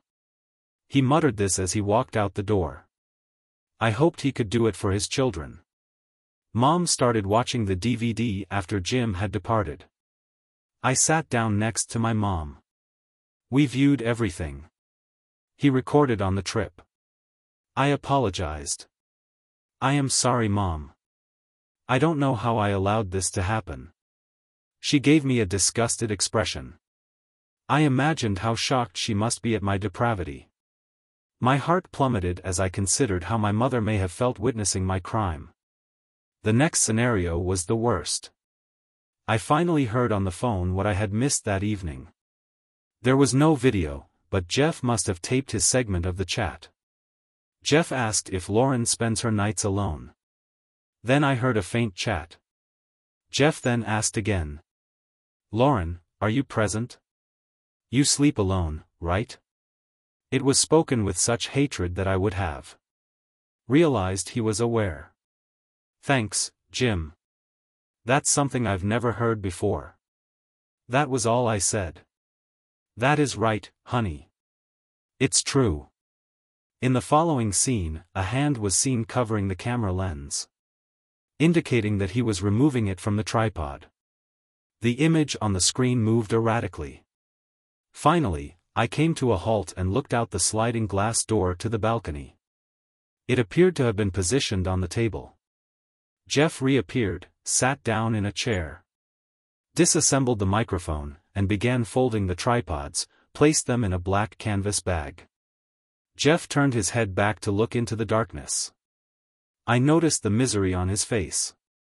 He bowed his head, and for approximately 5 seconds, I could hear faint sobbing. He then appeared to compose himself, wiping his eyes with the edge of his t-shirt. Then he said out to himself, Jeff. This is the second time she has done this to you. This will never occur again. Then he stood up, stepped towards the camera, and the screen went black. Fortunately, the show had ended. He expertly exposed my infidelity. Nobody was more stunned than my mother, who hung her head and sobbed softly. Except for me, no one else was as sad. I saw Jeff's tears. I was consumed with self-loathing. I was perplexed by his second statement. I had no idea he had previously cried because of me. When he said it would never happen again, I was terrified. I am afraid for what I caused to my marriage. Mom inquired, what are you going to do now? Do you want to save your marriage or go off with that guy on the street? Mom, I love Jeff. Of sure I wish to save my marriage.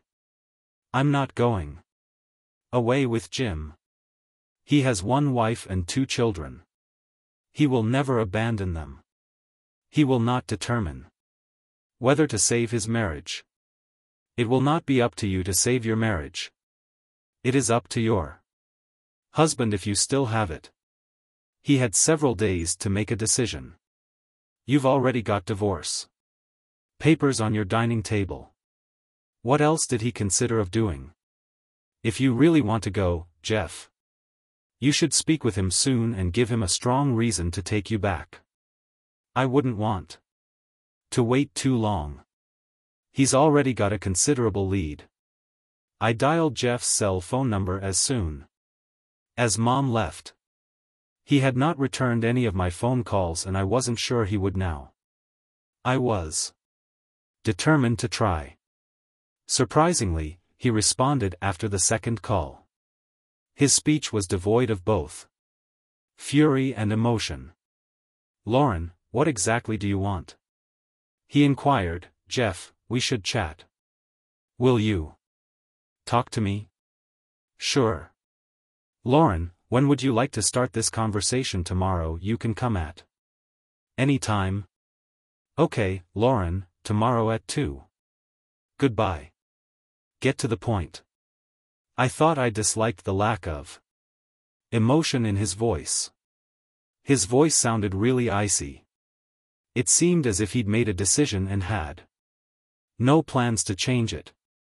He was intending to finish the confrontation as soon as possible. If I were wearing boots, I would be shaking. I knew it wouldn't be easy.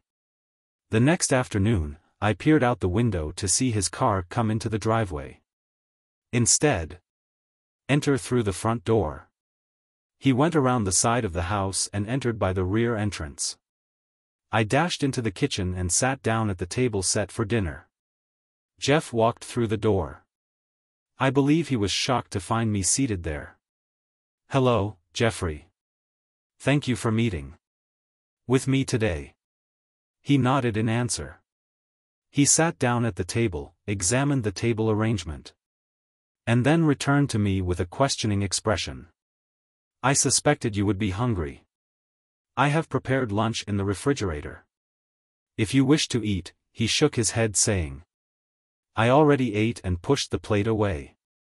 He glanced at me again and the expression on his face spoke to me.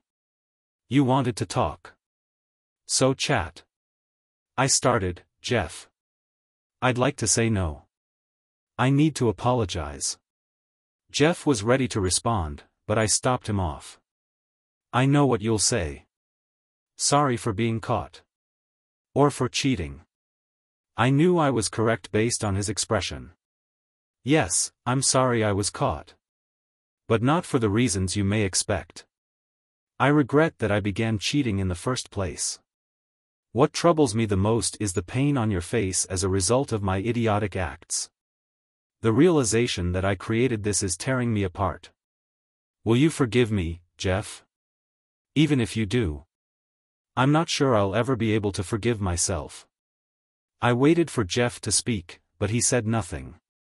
As I waited for an answer, I could see his countenance flicker with pain, fury, perplexity, and even love.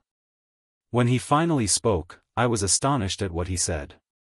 "Do you realize that when I awoke in the morning, I lay in bed and watched you sleep? Or once I finished showering, I'd sit in a chair next to the bed and watch you." I knew he had done it. I caught him multiple times. Sometimes I opened one eye and questioned, "What?"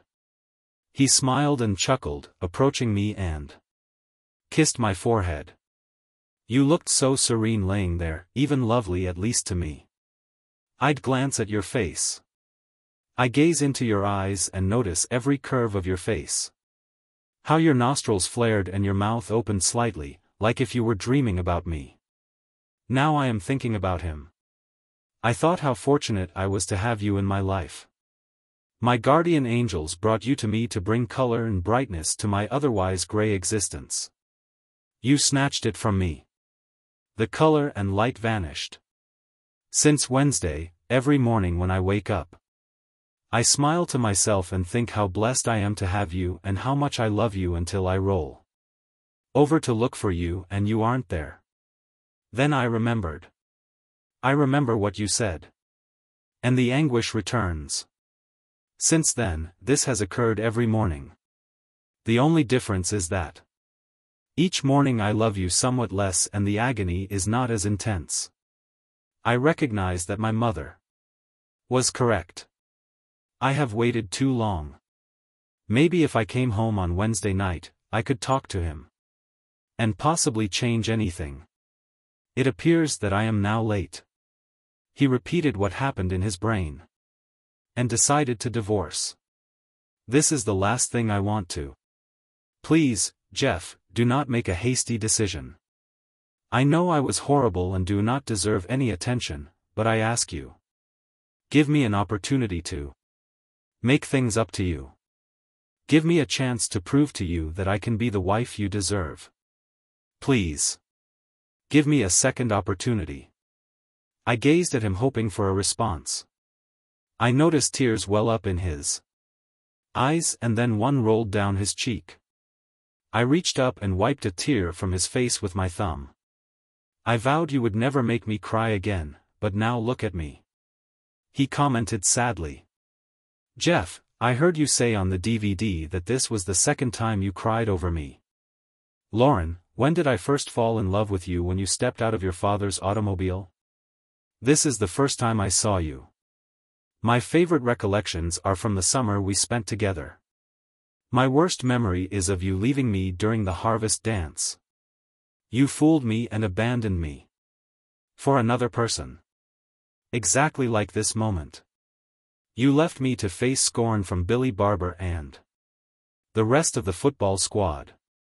I'm not sure how many nights I cried in my bed where no one could see me, so on Monday night I cried for you for the second time. The tear that has just fallen appears to be for the third time. I apologize, Jeff. I feel like I'm saying this a lot today. This may sound ridiculous to you, but there was a bodily pull. I will never see him again and will not miss him at all. All I need is for you to stay by my side. I do not know, Lauren. I witnessed what you did. He shook his head sadly and admitted, I know I can't compete with that. I will not compete against another man. I'm not going to compete with that other man's memory for my wife. If we stay together, I'll be constantly battling with his spirit, attempting to measure up to your other man. You don't need to compete with anyone. You won't understand until it happens to you.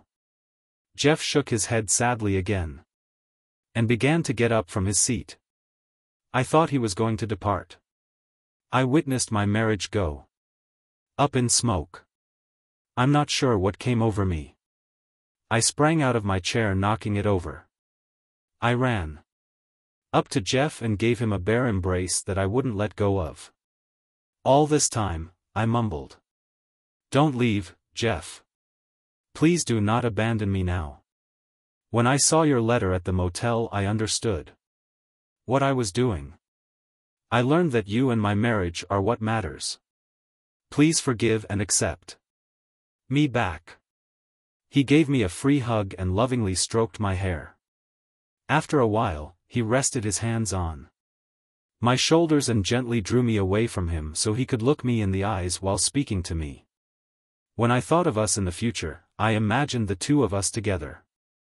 The home is encircled by white picket fences, exactly as in the movies. We'd have 2 sons and a girl like you whom I could spoil. She would have me wrapped around her little finger just as her mother had. I've watched us plan weddings, commemorate anniversaries and mark special birthdays.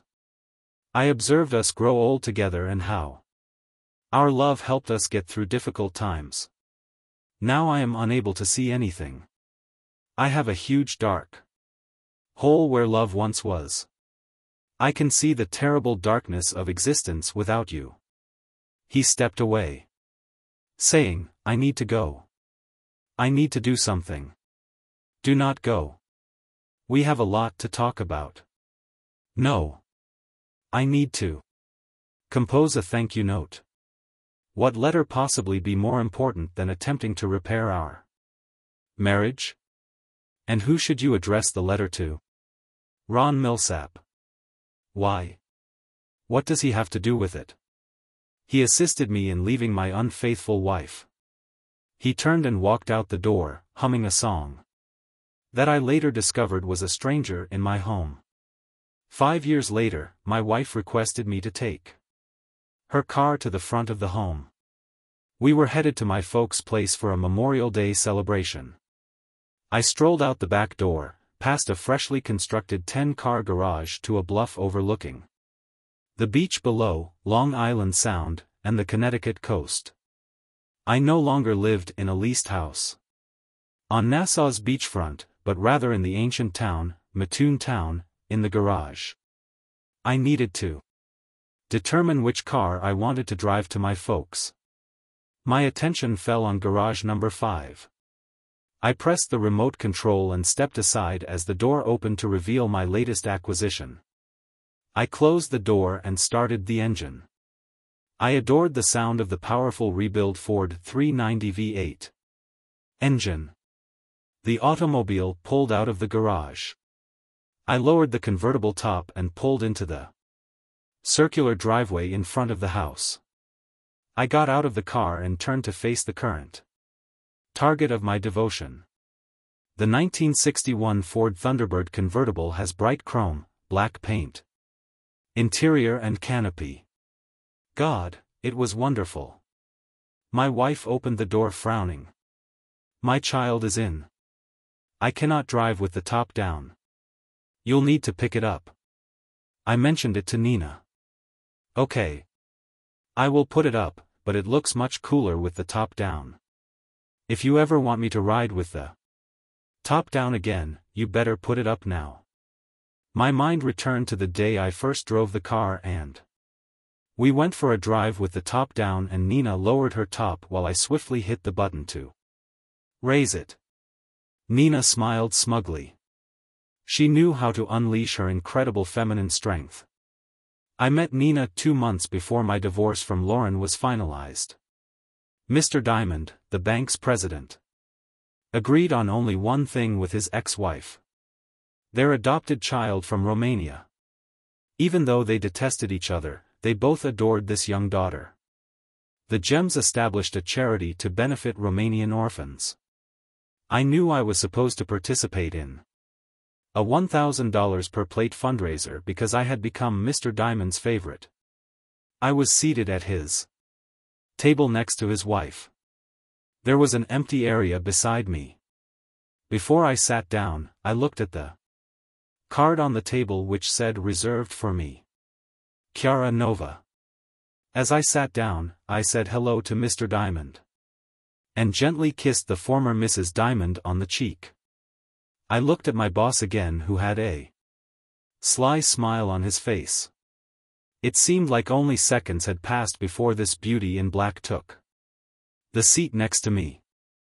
Mr. Diamond's face was glowing and he never stopped smiling while he presented me to Janina.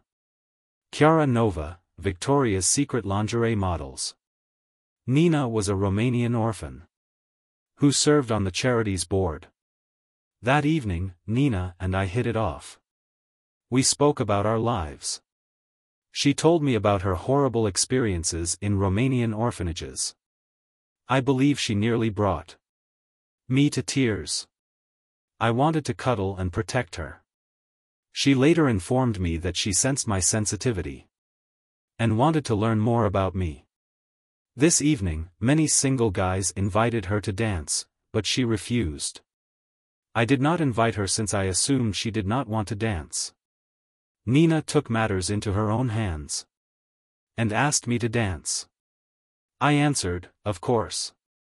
We dated for 2 years before we married.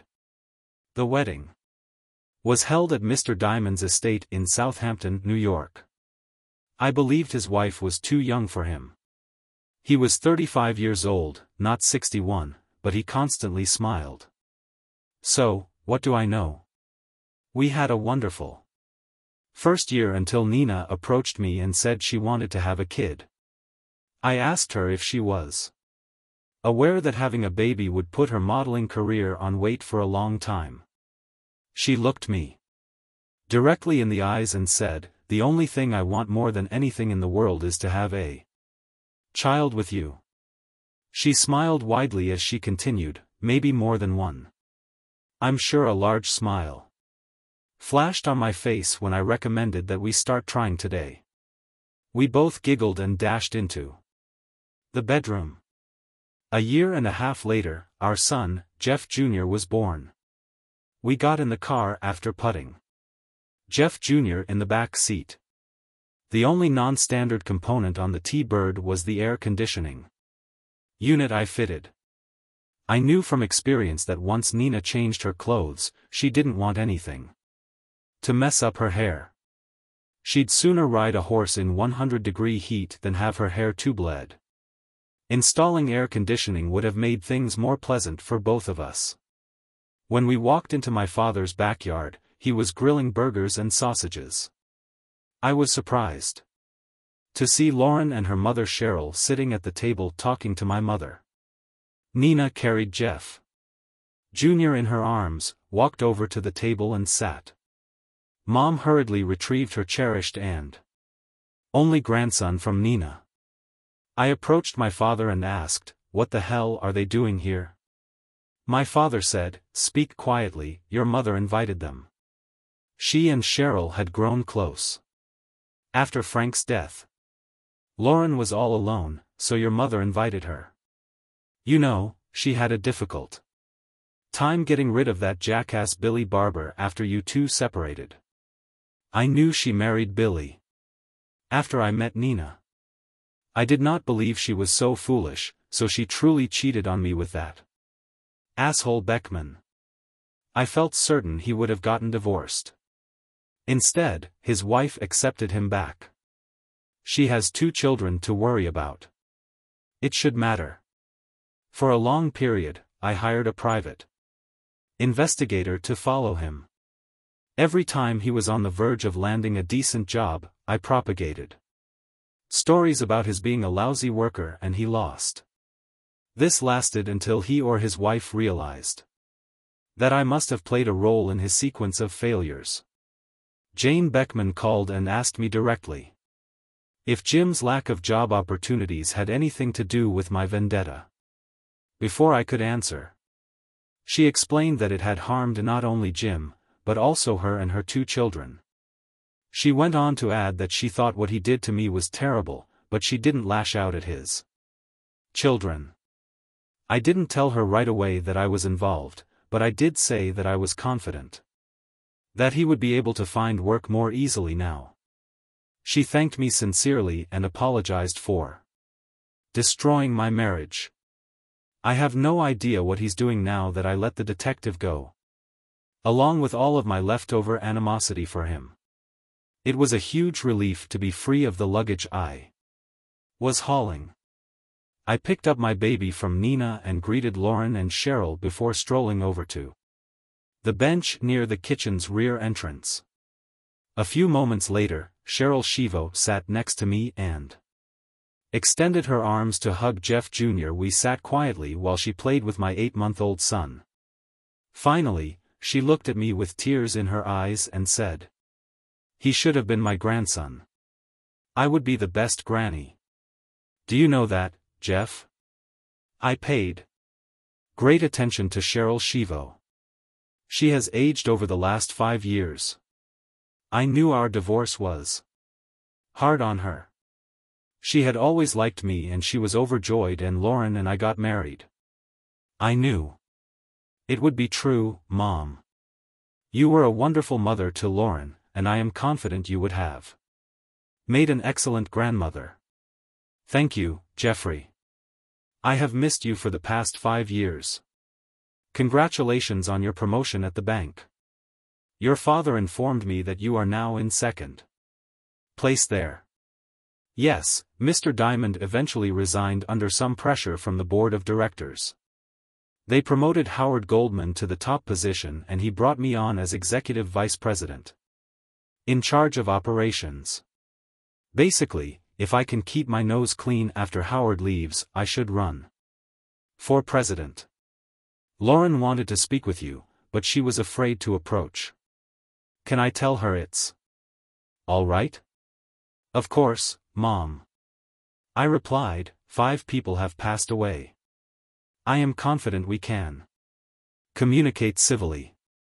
Lauren's mother returned to the table and spoke with her before she could get up. Nina approached me and said, "Be gentle with her, Jeff. She is extremely fragile. Do not upset her." I nodded in agreement. Nina moved aside as Lauren approached. "Hello, Jeffrey. You look nice." "Hello, Lauren. You too." Nina is stunning, Jeff. A good man, both inside and out. I can say thank you. I am fortunate to have 2 wonderful wives. This is not true. I might have been attractive on the outside, but not so much on the inside. This is not true. You are beautiful, both inside and out. Jim Beckman dazzled you. I am sure I did something to drive you away. This is simply not true. Do you recall what I did at the dance with Billy Barber? What were you doing there? No, that was me. There is something within me that ruins all good things, something not so beautiful. Let us change the theme. Mom informed me that you received another promotion at work. I knew you would make it to the top. Well, a lot of good has happened to me over the last 5 years. I smiled as I returned my gaze to Lauren. I noticed that she was also looking at Nina. She turned to me and smiled at Jeff.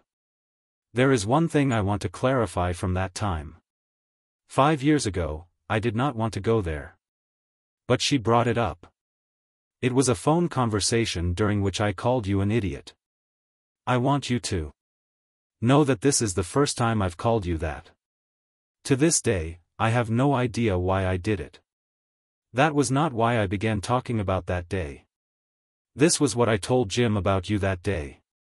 I informed him that you would become president of the bank and how much money you would make. I realized it sounded like I was only interested in being with you for the money. This was not what I had in mind. I knew you'd succeed. I've always been very proud of you. I just wanted to be there when you achieved your goal. This is what I wanted to share with you. It was never about money. Please believe it was not about the money. When I originally heard it, I assumed it was about money. That was until I told Nina what you said. She was the one who suggested I had done everything wrong. She assumed based on your expression that you were not humiliating me and you are bragging about me to Jim. It made me feel much better about you. I believe that's when I began to forgive. There's one more thing I want to thank you for. What's this? I inquired what you've done for Jane Beckman. She called me and cried about what you did to Jim. She asked me to call you. But I told her it was best if she did it herself. I gave her your telephone number at the bank. She called to let me know that Jim had finally found a job that would support them. She asked me to thank her. I'm glad everything went smoothly. I never thought about her or the kids. I'm relieved it's finished. I stood up and hugged Lauren as we approached the table. Lauren was crying happy tears and Nina was beaming at me joyously. We sat at the table and had a nice day. On our way home that evening we had the convertible top up, but Nina had it down. It was another fantastic day. Thank you for taking the time to hear today's story. If you enjoyed this story, please like and subscribe if you have not already. If you have a story to share regarding your or someone else's situation, please do not hesitate to contact me.